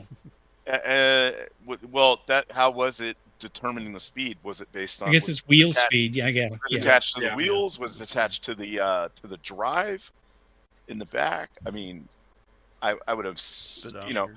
I mean, it would be the same. Yeah, this to the speedometer, the same way that the speedometer senses how fast you're going, whatever method it uses for that. And then we get more celebration from the people who are still on a bus with a bomb. Yeah. I mean, you gotta take the wins where you can, you know? Yeah. And you're going through something like this, you're going to get that camaraderie with people who are in the same situation. You're just going to you're going to unite however you can. I do like that she hit And her I head. love So I love how she is shown to be a realistic person. Like, she got injured. She has flaws. She's like, I'm scared, bruh. Not like these weirdo Mary Sues, but she's also not a victim either. She's in Okay. between where it should be. I don't know how the cars work per se, but the way a speedometer picks up the information is from transfer via an electromagnetic field. So presumably it's on something that's rotating and generating a voltage, and as if the voltage remains closer to 5 versus 0, it's going to register as turning and record something. You know, that's how like sensors based on electronic sensors generally work. I don't know what it would be on that bus that would be spinning, that would be generating the field, or where it would be attached.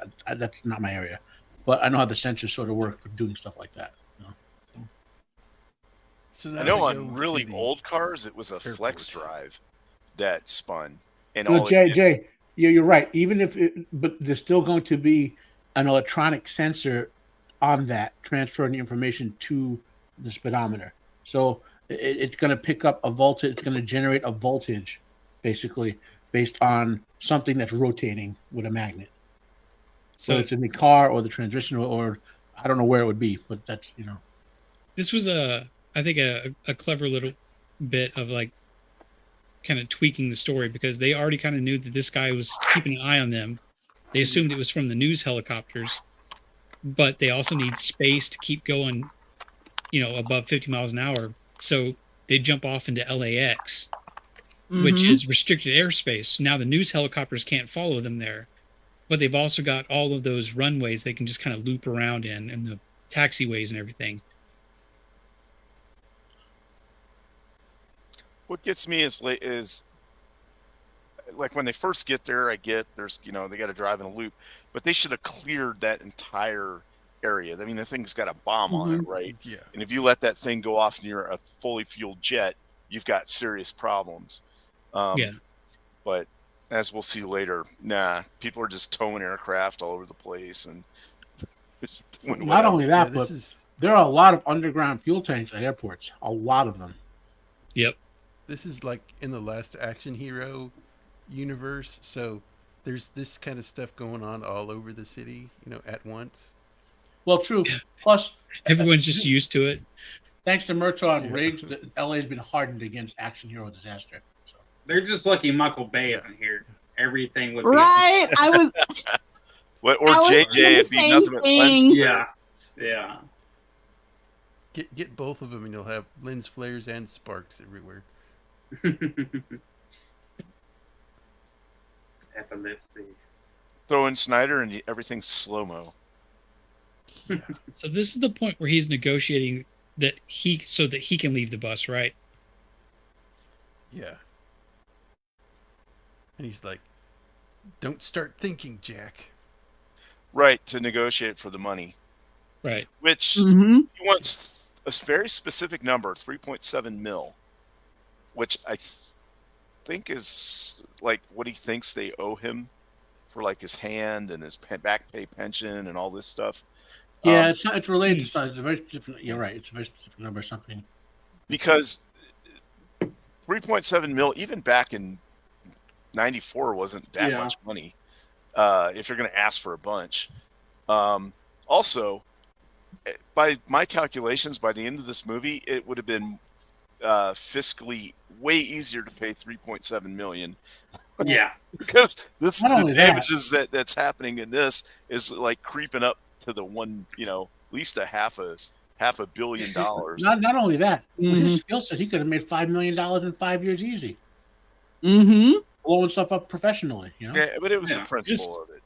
I know. It's the This Doctor right Evil here. saying, I want $100,000. Look, I don't care that they're not actually going 50 miles an hour for this stunt. This is still a crazy stunt. This Yeah. is Yeah. If this was even as a stunt, it's dangerous. But in real life, you have no idea. Yeah, he'd been run over. Yeah, And they're he all wouldn't just have like, made it what past the bumper. heck is he doing? Yeah, because this would all have to be in a straight line because that truck he's being towed behind could not make a turn before the couldn't- bus you made a couldn't turn You couldn't without running him deviate. over. If it hit even a bump, it's going to move side to side. He's done. Well, you know how those things are. Like, it's just like a little trolley thing. Like, you hit the wrong size pebble and that thing's going to skid Exactly. to the right. Yeah. You know? Also, it has no shocks or suspension of any kind. So Right. he's going to feel every little bump. Yeah. And at high speeds, 50 miles an hour, that thing's going to be just. It would have just Yeah. flipped out of control, and he'd have been. You're absolutely right, Whitey. He's going to hit one pebble, one wheel is going to lock up, and he's just going to be dragging a white line as that rock Be like just the bad grinds into shopping the cart. concrete. You know? Here's the other thing. So the one tire blew out when it hit the cloth stop going into the place, and then there's like tire blowing stuff, and they've got nobody falling behind them because they're in a circuit, right? Going in a circle. No one's clearing that and getting that crap off the runway. It's funny. Now, I don't know if you could really use them in a bomb or not, but those are basically like composite cables you'd connect your TV to your VCR with a high voltage. You think you have the world's best guitar amp right now. It's fine. Because he's got to cut the outer sheath, but not cut the wire, and they're hitting all this debris. Again, it's an airfield, right? So that kind of stuff can't be out there because an airplane will hit it and lose its tire, or it'll suck it up into the engine, and so you just don't have big chunks of stuff laying around. And they've got other cops out there. They should just constantly be clearing that, making sure nothing's around. What you don't And, see is like a group of like 20 dudes with brooms running really fast behind the bus. Yeah, that's what you would have had crews out there, like fire crews standing by, the whole thing. I think the other thing which they like we'll see in a bit, like how we only pay attention to the gas tank when something happens to it. Why were we not paying attention to how much gas was in the bus beforehand? Like, in my opinion, it would have been like, hey, let's have a gas tank on standby in case this thing starts running low on gas. Well, that's also me. one of the first. They should have put it in there. Like, one of the first thing he asked was how much gas is in there. I'd assume it was a full tank. They figured they could go a couple 100 miles on it, and they didn't really worry about it too much. But also, I don't know if him putting a hole in it like that would drain the entire tank. Right? Yeah. Yeah. Especially not that though. Ah, Or he Yes, stabbed even though. and pulled. So, I mean, while he's going nuts underneath the bus, they did stumble onto who this guy is they need to go after that's actually doing all this, the bomber. And then Keanu's just got get a little bit crazy and stab a screwdriver into the gas tank. Oh, and her reaction here, thinking that she ran over him. And she's apparently. I mean, I have the same reaction. Like, oh my god, I just killed someone. I just killed Keanu Reeves. I mean, it makes sense. I'm not making fun of it because she's like, go look backwards. Go look behind us. Did I run over him? And she's like, I thought he was the I Matrix. can't go on, and hits the brake. Let's stop and see if he's okay. No, just make a loop and run over him again. We gotta finish him. Yeah, this is his version of shooting the hostage. Since it's a bunch of hostages on a bus, he stabs the fuel tank. I don't know if there was so much of that thought into it as he was just trying to grab onto something. Right. He was just trying to falling. Yeah. I think it just kind of also worked out that way. And Gigantor pulls him in. And there's little things too, like he sees him under there, and then you just have him like yelling out, "Grab my feet! Grab my feet!" I mean, it's what you would expect from like a group of people in a terrible situation trying to work together to get through it. It's honestly as over the top as this movie is, so much of the interaction between the people on the bus is pretty damn believable. Oh, this part. Kind of. It's like they would have sent in a bomb at one of the robot things. Mm-hmm. They would have sent in something to investigate. Yeah, he's a known Besides a bomb human. maker. He would have assumed that it was. Yeah. Also, I mean, I thought it was a pretty nice house. Also, this is like a $1 million house nowadays. Easy. Yeah. And I guess you could argue that they skip over some things they might normally do because they're trying to get him soon enough that they don't have to deal with a bomb blowing up a bus full of civilians. So maybe there was a little bit of kind of like, but still, yeah, I get it. I mean, And they really should have, because R.I.P. Jeff Bridges. Yep. This scene, he's just like, well, I died. But why would you? Here's the thing. You know this guy's a mad bomber, right? Why would you not why would you go to presume- the bomb guy's bomb house where he keeps the bombs? I mean, he's blowing everything At up. least Bambi I mean, survived. send like a rookie in to check it out or something. Yeah, I mean, in a rookie Matt. God, dude. I was probably gonna get. I'm gonna get canceled for saying this, but I'm like a bomb dog, like a bomb sniffing dog. Send him in. No. You send in a red shirt before you send in a dog. You find the guy with the red shirt, say, you know what you signed up for, get in there. Or just blow his house up, kill him anyway. I mean, his house resisted. We got to kick it out. You know, I mean, come on. Yeah, It's like- yeah. Also, that previous behind him, there's a mannequin that's got his uniform on it. I didn't notice that before. And there's a lot of times that we let me see put it this that. way. Let's say in real life, I was a Navy SEAL.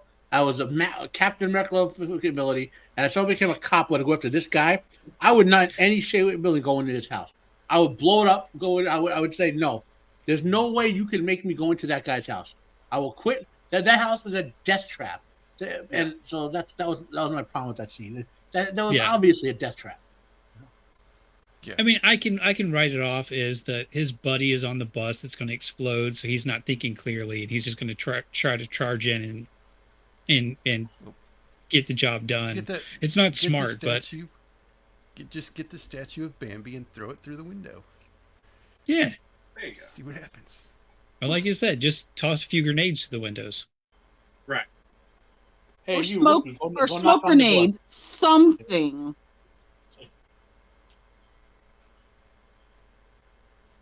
It's not like they don't ever, throw flashbangs into houses or anything,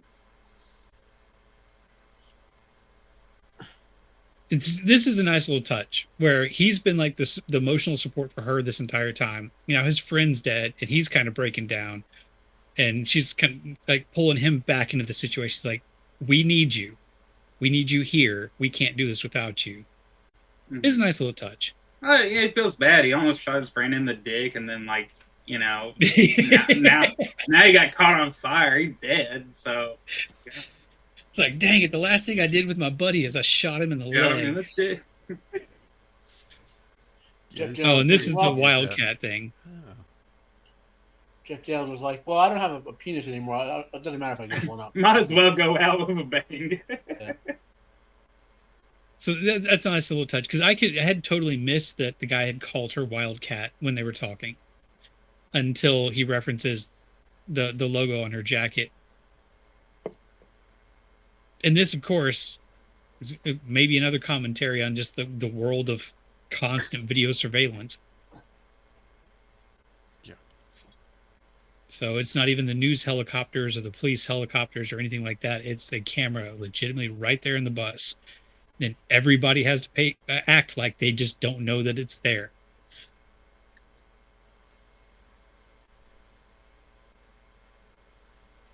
Just sit there and look sad. Done. Yep. That'd be easy. It's probably the best part of technology right there on his part is having the video from that bus sent to his house. Mm-hmm. With the amount of C4 this guy clearly has, there'd be FBI, ATF back then. There'd be thousands of people hunting the city looking for him. It'd be crazy. This guy, they would have. I think you give a lot of credit to the ATF and FBI, a lot more than they deserve. No, I'm saying that in terms of like a person with that many explosives, it wouldn't just be the LA cops, one guy in the LA cops searching for him.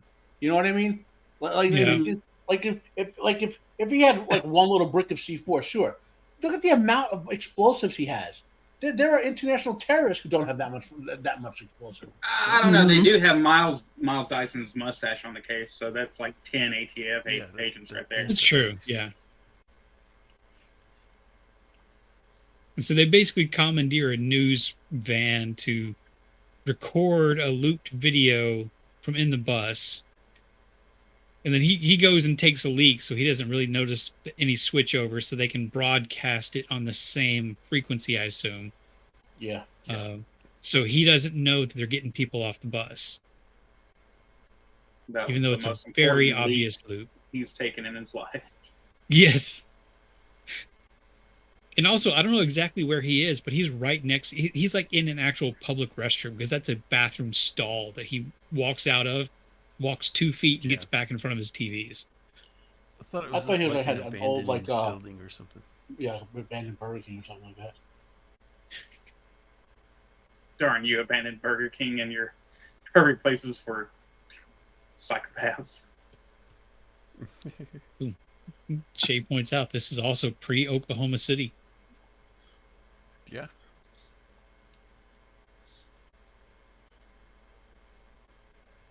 This is it's clever, funny, and also really risky, because if you do it wrong, the road rash is going to be immense.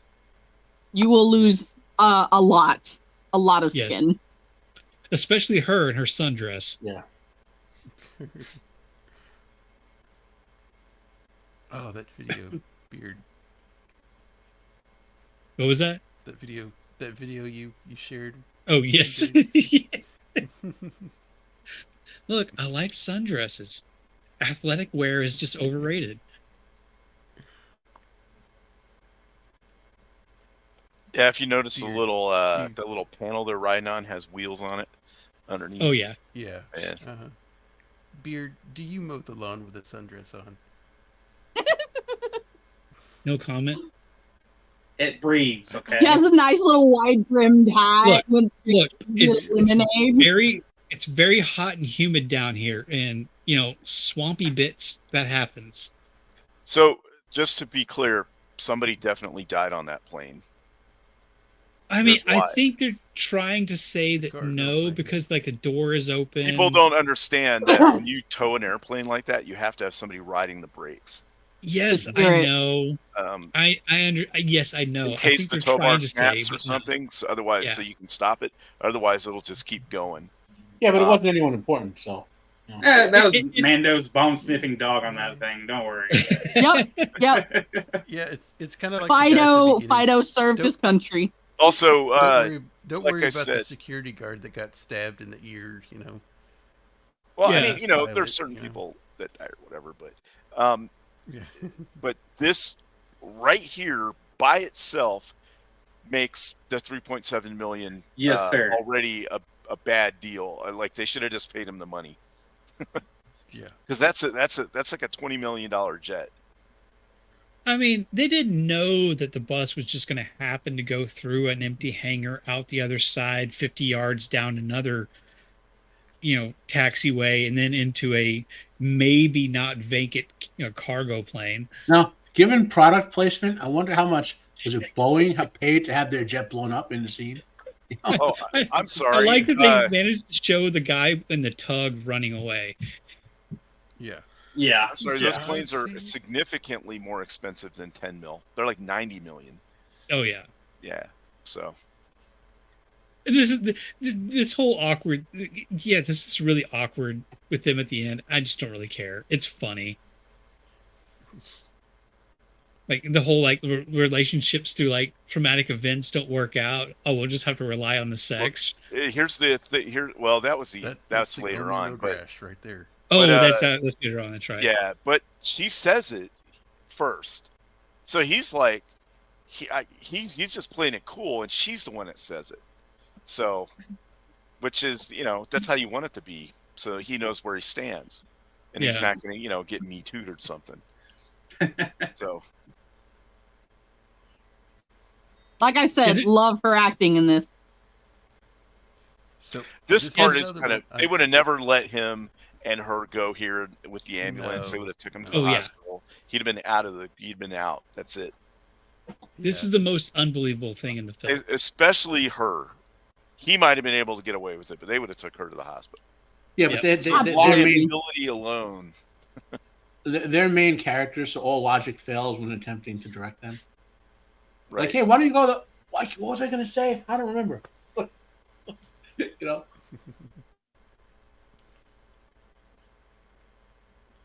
Yeah, so they've got the money drop. He's watching. And when he just full on dons the police gear and just walks out in the middle of everything, it kind of reminds me of that movie Enemy of the State With Gene Hackman and yeah, Will Smith. with Gene Hackman's character towards the end of the movie, he's the most wanted guy. He just puts on a police hat and walks out in the middle of everybody and nobody pays attention to him. And that's exactly what he does here. So, oh man, you can't be out here. Just come with me. Right. Well, during this time, not anymore, but during this time, a lot of people were more trusting of a police officer. Like, you don't question, oh, he's a police officer. He knows what he's saying, and you just follow. Even now, I think that the majority of people, if somebody comes up in a police uniform and says, "Hey, you need to do this," most people will instinctively do that. Yeah. Even if they very quickly afterwards they wait, why did that happen? Most people won't even get to that point. But yeah, what he says is perfectly sane. Like, we had to get you out on protection. Which, I mean, maybe in a movie like this, you say, wait a minute, no other cop wants to protect me. Something's wrong with this guy. You know what I mean? Yeah. But Yeah, so the money's on the move, and turns out there's the hole underneath the trash can. And this was a nice little reveal here, because what I was expecting going into this is it was similar to with Jeff Bridges earlier. He was going to be holding her hostage, not strapped with a bomb vest. well, that's probably why he strapped her with the bomb vest. He knows he would shoot her. Mm-hmm. He's adapting to what he's already seen as far as the response goes.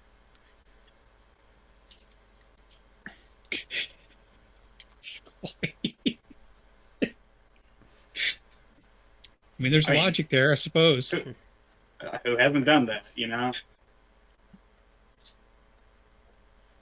Matt. He's just so sure that he's going to get away because he's got that dead man switch. Mm-hmm. I think this movie made the dead man switch popular.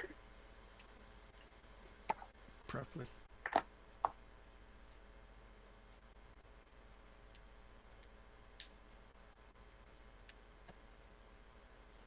And he doesn't have a lot of screen time here, but he does a really good job being the villain. Yes. Go see Dennis Hopper. Oh, Yeah. Man. A nickel-plated MP5. Is that it? Oh, What is that one? I can't remember what that is. I think it's an MP5K Mhm. extended Yeah, magazine. yeah. I don't know if it's either yeah. nickel plated or stainless. It either or there was also during this time, like the Berettas had the Inox silver Beretta 9mm, so it might have been an Inox, but regardless, that's a beautiful gun. It is. And very I like appropriate this. for the time. He goes in here. Are these seats taken? And they're like, no. It's like, all right, get out. And then Jack almost shoots some civilians here. Mm-hmm. Oh yeah.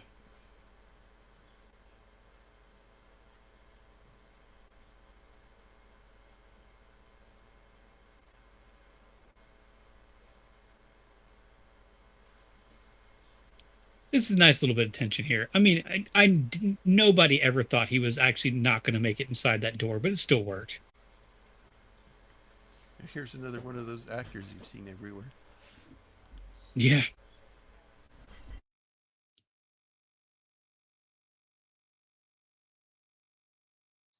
It's one of those guys. I don't know if I know that face, though.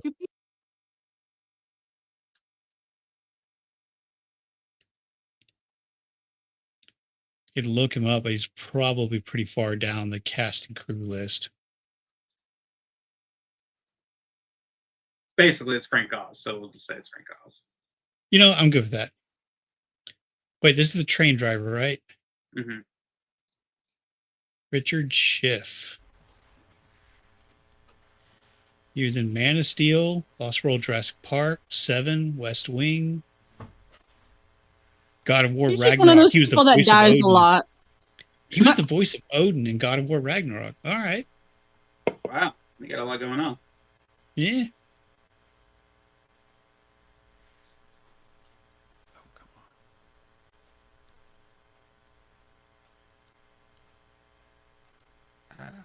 Just look at that maniacal smile. Dude, he makes a good villain. He really does. Or he makes a good anything because he's Dennis Hopper. He plays crazy better than many other actors.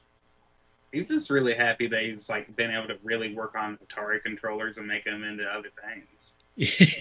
Yeah, if we're honest, that's just basically an RC car controller. Yeah, Funny. Oh, hello. He's heads to her. He's like, all right, you need to hang on to this. Whoa. Give that. You know, I don't think you can handle that. Give it back to me. She's just like, Mike too soon. Yeah, dude, add some levity away, even in that horrible situation. I mean, just the way he like delivers those lines. I don't know if that was directed or if he thought that would work better.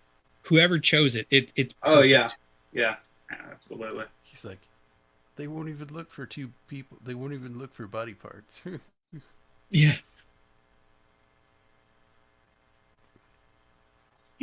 He's just being reassuring. He's like, I'm just trying to help you out. Let me hold this. Don't worry about it. You just stay here. like you can tell, like in his character, you can tell that he's been an officer like for a long time before, because he's got those mannerisms of, even though I'm going to kill you, I'm calming you down. Yeah. Oh, and the die And he packs got go off. died.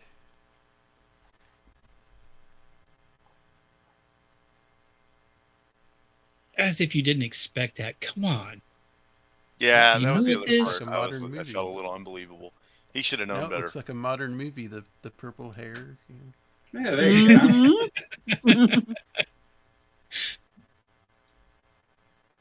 He's like, darn you, Trump! Starts just letting loose through the roof. And I don't care if that's an extended mag. An MP5, you're going to burn through that ammo Yeah, really. Yeah, real quick. real quick. And of course, we had to have a subway roof fight. Mm-hmm. while he's still holding on to the dead man's trigger. Yeah. Yeah, he starts punching him with the trigger, too. It's like, Well, that's his I only don't good think hand. He that's can't grip the great. trigger with the other hand or punch with the other hand. So use my good hand. You know, it was a okay. little thing earlier. You blink, you miss it, where he like sees the light coming up and he has to duck underneath it. It's Chekhov's gun, but otherwise it's Chekhov's subway light. Yeah. What happened to him? He was taller.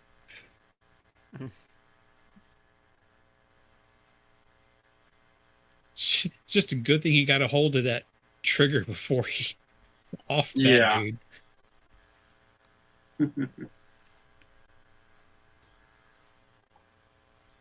That was a little bit of a gamble, especially Yeah, because really. he was like laying right on top of where the explosion was going to be.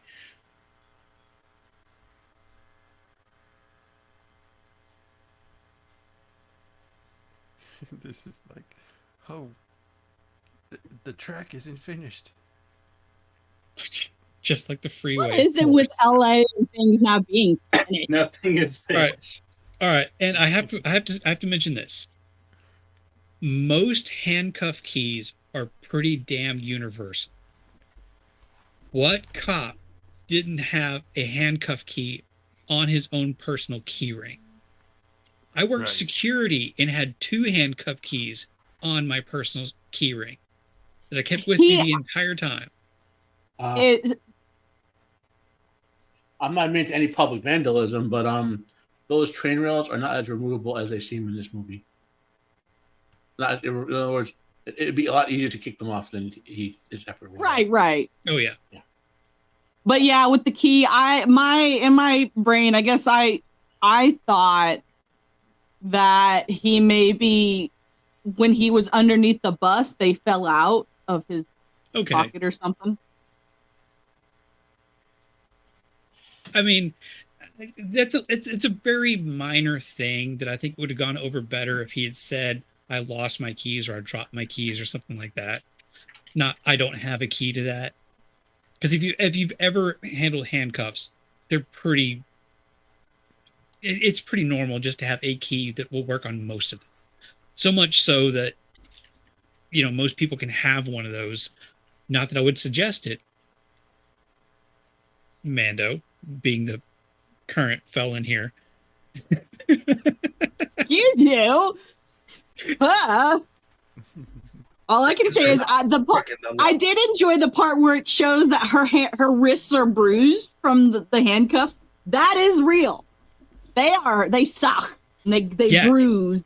Honestly, a couple of those scenes, it looked like Sandra Bullock was actually pulling really hard enough to make bruises and leave marks, like in her acting. Yeah, she was kinky like that. Oh, yeah, I'm okay with it. She was into realism. I'll allow it. She's all about the realism. Have y'all seen the movie Silver Streak? Comedy with Gene Wilder and Richard Pryor. Yeah. Well, there's a train scene where it breaks through a wall, so they did this to kind of resemble that. Okay. I mean, I haven't seen it, which is no surprise to anybody who knows me, but all right, I can appreciate it. Is that the movie with the really hot chick as a villain? No. That was. Oh, they did another movie with that. Evil. Yeah, you know what's going on. Yeah. I'm gonna get kicked here. I'm afraid. Nah, we'll just keep talking over it, and you just keep pausing every now and then. We'll be fine. You don't even have to make sense right now, people. Just make noise. Man, howdly doodly. We are poor little lambs. I mean, this is a good shot. Yeah, it looks great. It again, like so many things in this movie, it's ridiculous, over the top, and pretty damn unbelievable. But I don't care because it fits the story, and it's fun as hell to watch. And you're always asking, because of the way how paced it was, is it really over? Yeah. Yeah, it would have been funny if the tourist guy was in this bus. Van. It all starts up again. You can't get this church bus down below 60 miles per hour. You just see Dennis Hopper's hat on like a robot flying in. It's not over yet. Like if you don't get on this van and travel 64 miles per hour, and it's all the same, and that's the van that was transporting all the people from the bus to the hospital. It programmed the Tandy computer with all the information that could possibly happen in case he does die. That tour bus driver guy was pretty well dressed. And everybody just shows up to pictures. Yeah, they show up to get video and pictures of the awkward handcuffed to the inside of a tipped over subway car wreck sex scene. I mean, some people are into that. Somehow Hopper returned. Apparently, like, look at all the people that are into that. Well, yeah, get it, Wildcat. Yeah. Yeah. She's a freak. You got the bruises. And I got to give the movie credit too. It doesn't overstay its welcome. It ends and it's like, all right, we're done. Yeah. We don't need to go back. We don't need to show them having a normal life or anything like. Nobody cares. The action is done. The movie is done. Right. There. Oh yeah. As it should be. Give me a second. I have to look something up. Give me a second. All right. One Mississippi. Talk amongst Don't yourselves. be like that. I'll mute you. I'll do it again. Look, you get one. You get one double bird on a Jacob stream. You just used two. So you know what? So we're gonna have to have a talk afterwards. Just a quick question, guys. So there was a sequel to this film. I don't know how many people saw it or not. And I didn't think you could really do a sequel to this movie that would be like do it justice. But could you have done a sequel? The one we got was horrible. But could you have done a sequel this in some way that would still be like a Speed 2? I mean, because it's a particular gimmick. So I have some casting choices here. Just oh yeah, you mentioned that earlier. Okay, here are the casting choices for Jack. Stephen Baldwin. Ooh. Leather paper bag. I mean, yes, if it's going to go straight to TBS. Yeah. Rated PG. Tom Cruise. Possibly. Yeah. I could see it. I think he's shorter than Bullock, though. Yeah. He's shorter than most people, and I'm pretty Wait, sure. are you saying Tom Cruise should have been doing Bullock's role? That would have been something. But no, I'm saying it would have. I know the action. I mean, I hate saying this, but like, whatever. I think being shorter than the actress makes for awkward sort of scenes. Yeah, but they could have shot it in such a way that because she's sitting down, you couldn't really tell for most of it. And half the time he's on scene with a woman, he's on an apple crate anyway, so it's right. Exactly. So he could have done it easily. Yeah. The next one is Tom Hanks. No. Why would you even consider him? No. They would have to turn it into a really weird comedy that nobody liked. You can't go below 50, Wildcat. Yeah, because he would have been coming off of Forrest Gump, because Forrest Gump was 94. Life is like a box of C4. Sometimes you just get blown up. I mean, I think he did a good job in Green Mile, so he might have been able to play it. That wasn't an action at all. Yeah, I think he does. He can. I think he can do comedy and drama. Action, I can never buy him in. He was action in Saving Private Ryan. But, that's more of a dramatic role. Right. I think I agree with Matt. I think I consider that a little bit more dramatic. There is action in it, but it's more I mean, he fired a gun and stuff in it, so yeah. The closest movie I could that Hanks has done to this. I got a couple more here. Was that gangster film he did? Well, how was it called? Tom. He played a gangster. Oh yeah, I know what you're talking about. Yeah, I'll look it up while Jacob is getting more people. All right, what you got, Jacob? Yeah, Wesley Snipes. Possibly. It would have I been mean, a Toon- good movie, but yeah. Toon Man could have done it then. It's fine. Yeah, Woody Harrelson. It would have been a lot funnier. Yeah. He can't- Possibly. I don't know if at that time he. Yeah, maybe. That's a gamble. It's a gamble. I'll give it that. I think he would have been better in Jeff Bridges' role then. Yes. Yes. Yeah, Yes. exactly. Yeah. The movie I was thinking Great. is called Road to Perdition, which is a couple years after this one. Yeah. Oh yes. that's Yeah. not too bad. That's pretty good. Now for Annie, Sandra Bullock's character. Well, then they decided for, of course, Keanu Reeves. So, but for Annie, she was originally going to be an African American and a paramedic. So they tried to get Halle Berry for the That role. could have worked. I could have seen her do I mean, it. yeah, work, yeah. I don't Also, hate it. Yeah. as a character, that would have worked really well Yeah. too.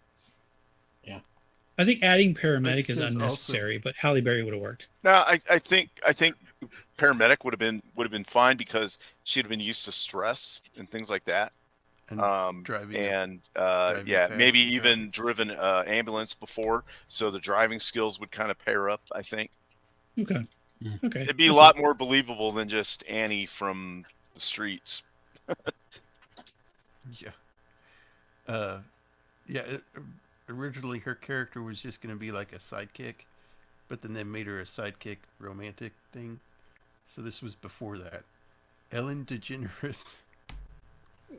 No, No. no. If they're going to make it a comedy with Tom Hanks, then yes. Yeah. But otherwise, no. Yeah. Okay, Meryl Streep. Meryl Streep. No. If the role Yeah, was this ain't- different, Yeah, if this it was ain't a her. different role, like not like a romantic, like if if she was the driver, but she was a mature person, like reassuring people and all that. You know what I mean?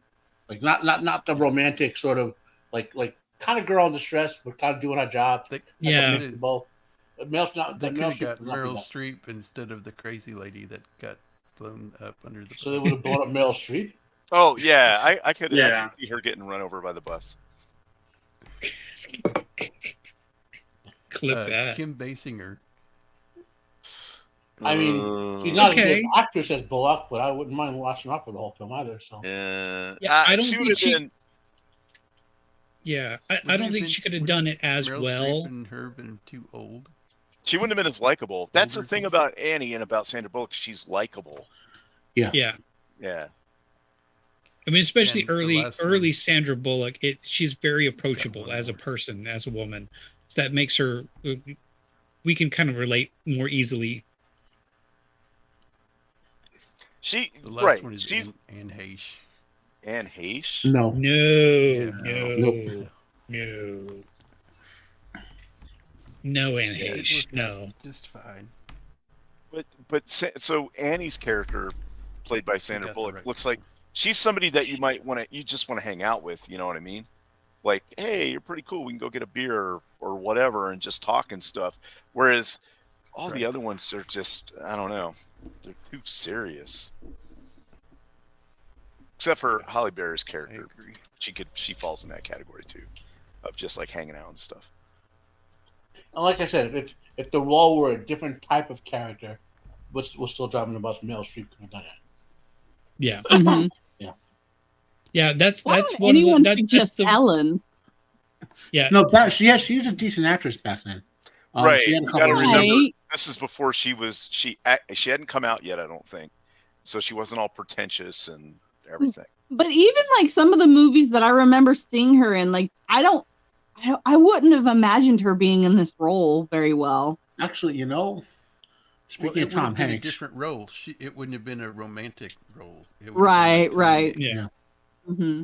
I mean, it's kind of like similar to Meryl Streep. It would have to have been a totally different role. It's not that they couldn't do it; is that the role would have to be completely rewritten and redone.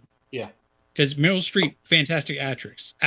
You can put her in basically anything and you can make it work, but you have to kind of tailor it to who she is. You couldn't have done what the role that Sandra Bullock played with Meryl Streep in this. Absolutely not. No. Wouldn't have worked.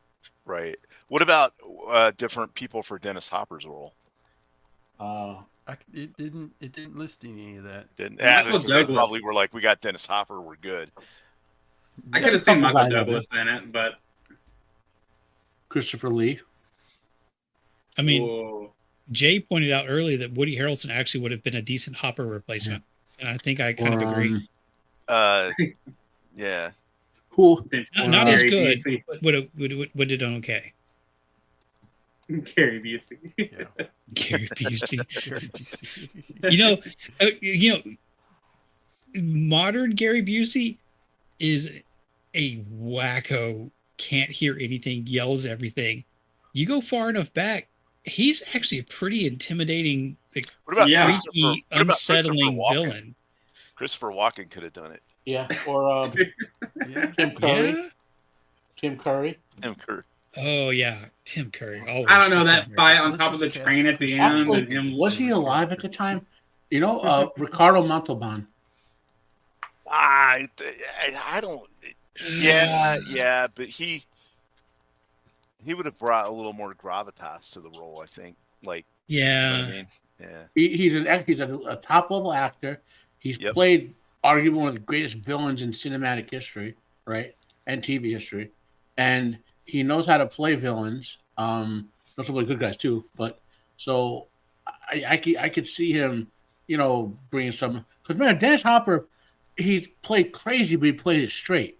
You know, he wasn't cackling. He wasn't, you know, spit all over the place. He was like crazy. You know what movie like this reminds me of in a way?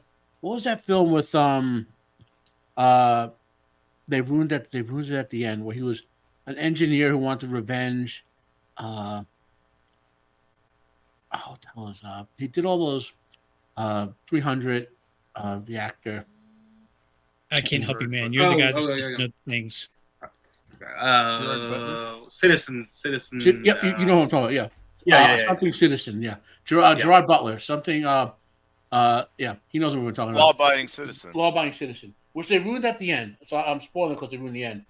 Where like you were rooting for him to win, and he will, and because they wouldn't let the actor playing the DA, he pulled a hissy fit about losing, so they made him win at the end or whatever in real life. Jamie Foxx. Yeah, Jamie Foxx. Yeah. That reminds me, like the character he played in Law Abiding Citizen reminds me of Dennis Hopper's character, but the character in Law Abiding Citizen actually had a sort of moral righteousness to it that Dennis Hopper didn't. You know what I mean? But Right. it's a crazy guy, but he played it straight. You know? Well, they didn't give you enough backstory on Hopper's character for you to decide if he was really. I mean, but this is the era of villains are villains. Now he would have had like this backstory sympathetic backstory. Yeah. That'd be like, he's justified for doing it, and you know. Yeah, they would have spent half he- the movie. Yeah, half he the would have been movie a showing his black backstory. single mother that just needed to get her kids into school. Trans. Yep. Yep. Oh, Yeah. for I like how we start spitting out this ridiculousness and everyone just smiles. It's just like, nods, like, yeah. for It might happen. here's an actress to play Annie, Meg Ryan.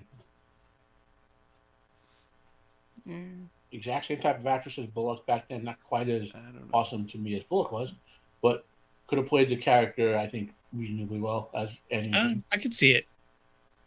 Yeah, but if they had Ooh. Ryan and Tom Hanks in the same movie again, then I don't know. Jason- Well, that's the reason I thought of Meg Ryan, because you guys Yeah.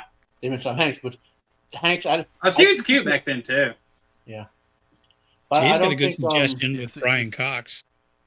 Yeah. If But- Wesley Snipes was cast, it would have been like people always trying to ice skate uphill and blow up buses. He would have had to do karate on somebody at some point. Yeah. Listen, you mad bomber, you don't know who you're fucking with. He'd also just completely forget Language. to file his taxes. Yep. Well, I was providing a direct quote from Wesley Snipes in Blade there, Jacob. So, you know. Oh, okay. Yeah. Have you ever seen? You've never seen Blade, Jacob? Yes, I've seen Blade. That's why I said That's his ice signature skating line. uphill. Come on. That's his signature line. You don't know who you're fucking with. Yeah. So. Does anybody want to rank this movie? I'll say Considered it's ranking. I mean, again, I enjoy it completely, so it's like a 7 or 8, 9 out of 10 type of thing. But I could clearly pick it apart. You know what I mean? But I could watch it and enjoy it every time I watch it. So. Yeah, if I have to give it something, I would give it a very. I'm going to give the qualifier a very enjoyable, like 65 out of 100. It's got plenty of flaws. It's a dumb movie, and I don't care. It's fun, and you can watch it over and over again. Yeah. And in movies like that, like I'm a fan of early Schwarzenegger, like Commando. I can watch the movie anytime. It's a dumb movie, but it's just over the top action. It happens real fast. You know what I mean? The another actress who might have been able to play Annie, Radon Chong. You know, you know that maybe that's a prototypical sort of like look / mannerism for 80s and 90s action films. You know, actresses like that. I don't know. I have to think about that one, but you know, so movies like this have a place. You know, you're not always looking for an elite level masterpiece. You know what I mean? You just want to be able to sit back, turn your brain off, and enjoy it. You know, and be there. Mando, what do you think?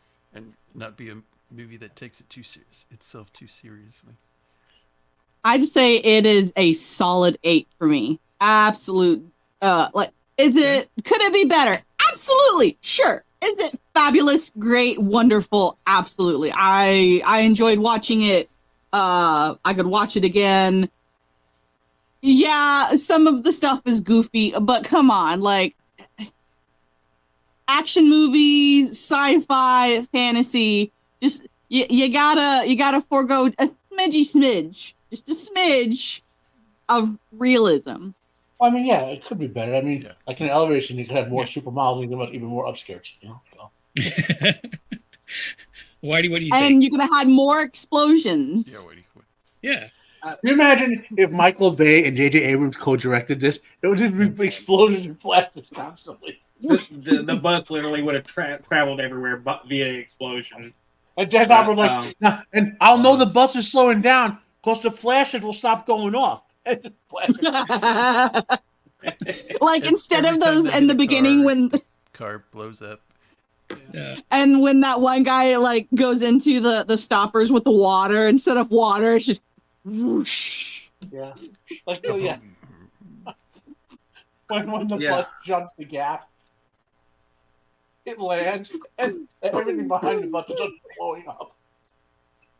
And when all the water explodes, Keanu Reeves goes, "Whoa!"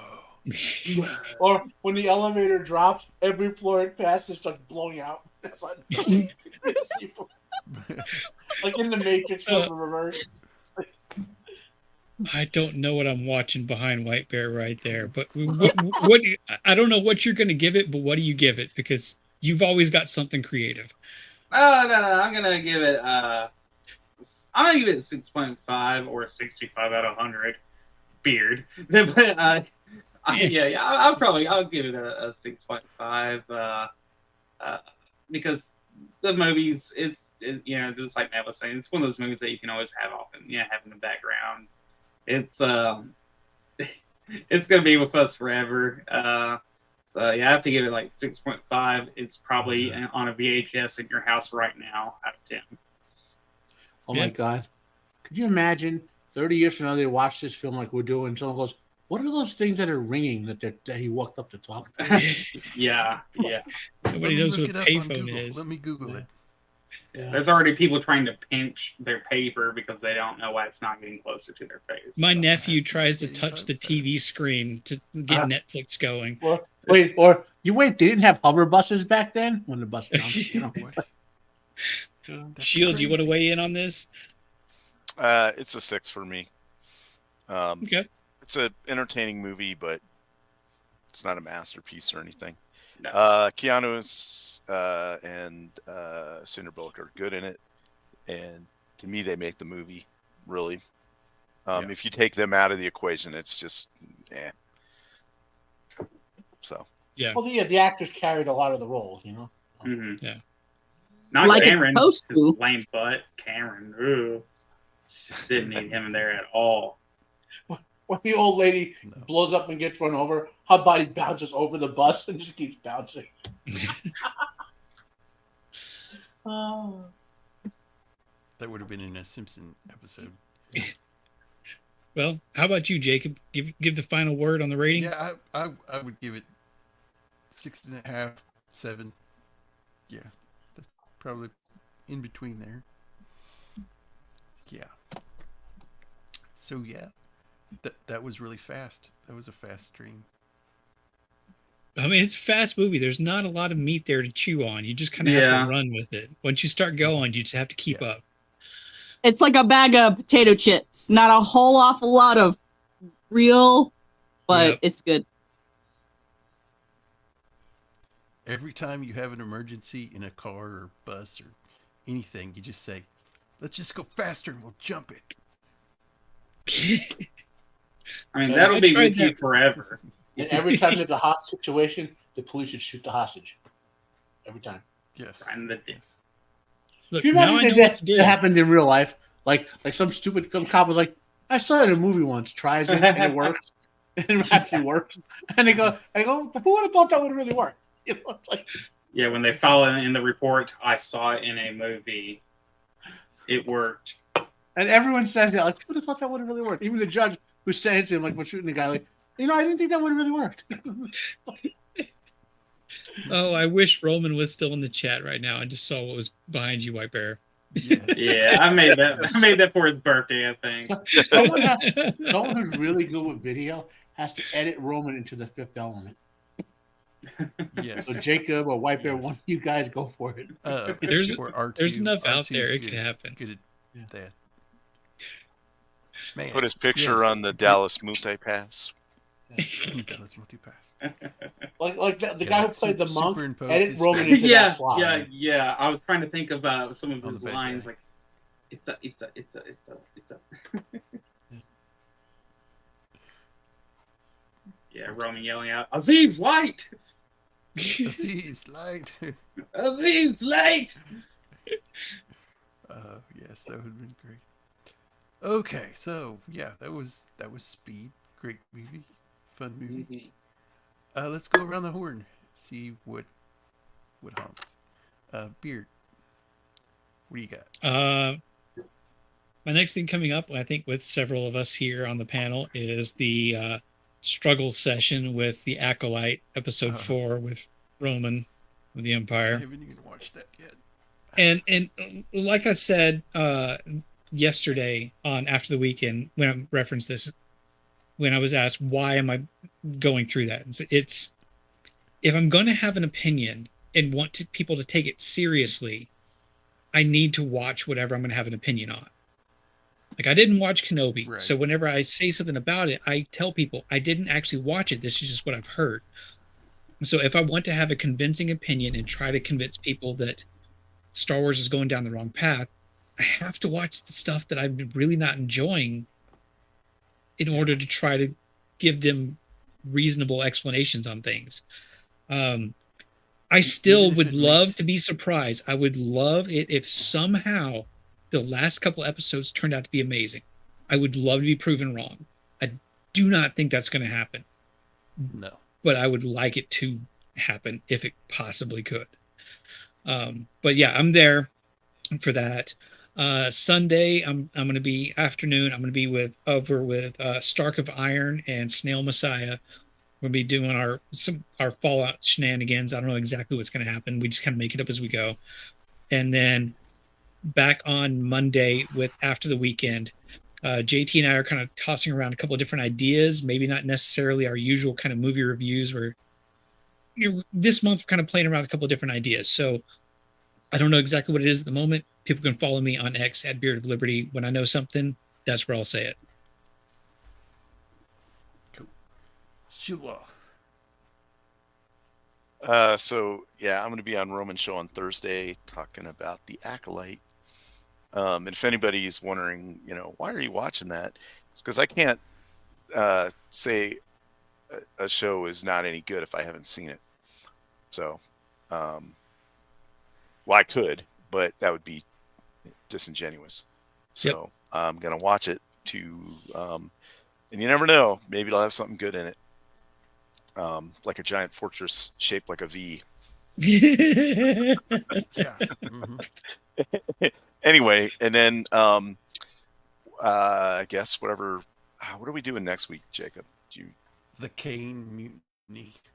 Okay. Yep. 1954. So I'll be on that too. Good. And that's it. Good movie. Yep. This is a lot of fun. Yeah, it was. Matt. Well, obviously I'll be on Roman's stream on Thursday, watching the Crapolite like everyone else. I'm only really watching it because of Roman's stream. Otherwise, but I've been black belt on Star Wars since Kenobi. I did watch Ahsoka because it was my favorite. She's my third favorite Star Wars character. But that didn't. That just made me like double black belt. What's after that? Plutonium build. Build. Yeah. What are going on?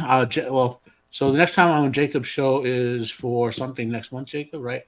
Alien, I think. Alien. Yeah, I think that's right. Well, Alien. I'm not on Alien because I would pick that Anniversary, apart. Yeah.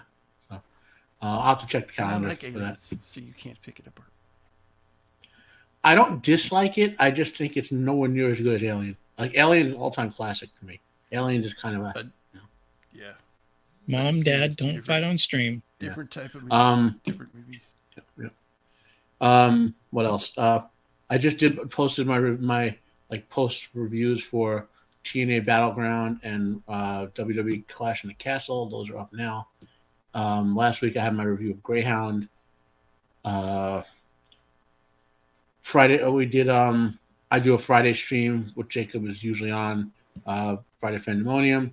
I always go over some little bit of I always try to add in talking about some ways to get like either fanfic like fan films or free content or whatever, so like this past Friday on my stream I showcased Tokusatsu, which shows a lot of Japanese science fiction legally for free. Like they have a whole live stream of Godzilla that's constantly going, kaiju films, Jackie Chan, Sonny Chiba, all the Kamen Rider and all those sort of films. I showcased that on Friday. Plus we talk about fandom stuff. My reviews that are coming out, I'm finally watching Sharp Season 4, Episode 1. So hopefully that will be out by the weekend. Then I'll watch the Horatio Hornblower 1990 series. The author who wrote Horatio Hornblower, by the way, wrote Greyhound, for those who don't know that. Way back in the day. And then that's pretty much it, yeah. Well, Jacob, we did True Grit? Was True Grit last week or the week before? Yeah, it was last week. Last week we did a great review of True Grit, the only True Grit you need. So sorry, I'm watching that Whitey's background. Did he get poo and rub poo on his head and then pee on it? No, that's totally not what happened. Don't ask questions. Just accept it. Just accept it. Oh gosh. Mando, what do you got? Just stand. Matt, what are you doing? I think I'm gonna try and do some streaming tomorrow on my Twitch/Kick. I will also be discussing the Scissoring Sisters on Thursday, because we all know that's the only fun thing about this entire thing is right. Scissoring is not even fun anymore. It's not. It takes the fun out of it. Anyway, and then probably some more streaming at some point in time. And then Saturday, I will be hanging out with Nadia and the D&D gang playing 1001 Masks. I swear my character has not pooped in a bag in a long time. So yay! What you're saying is it's about time to happen again. You know, things happen in D&D, and we just accept whatever happens in D&D. What happens in yeah, D&D we'll be stays in D&D. we're gonna be rolling around the math rocks and having some fun on Saturday. So you've had an arc, nice.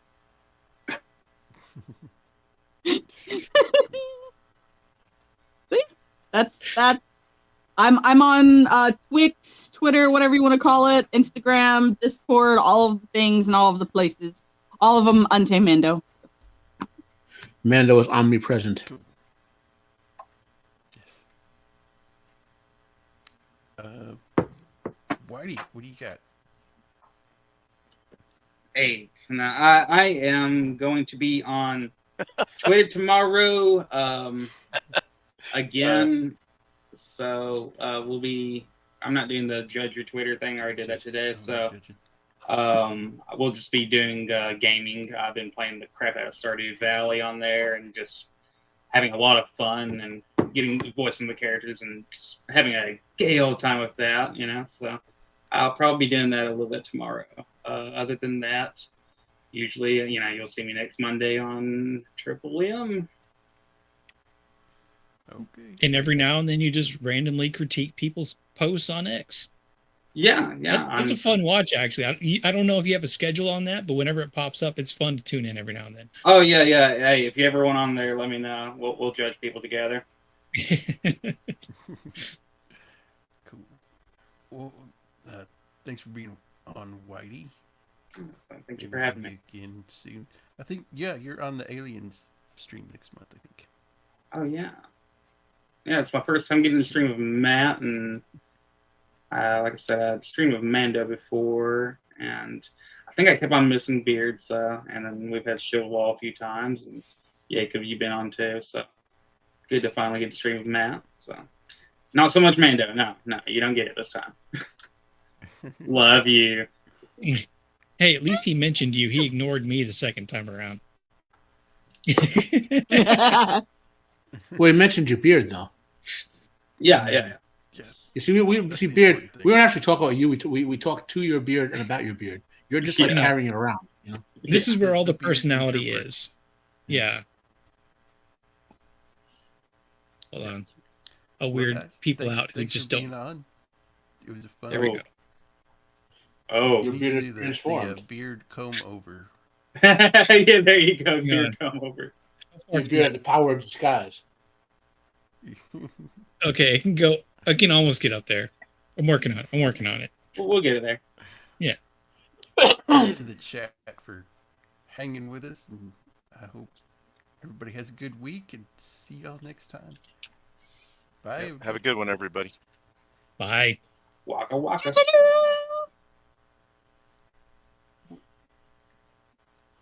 Where's the exit? I can't find the exit. Let us down!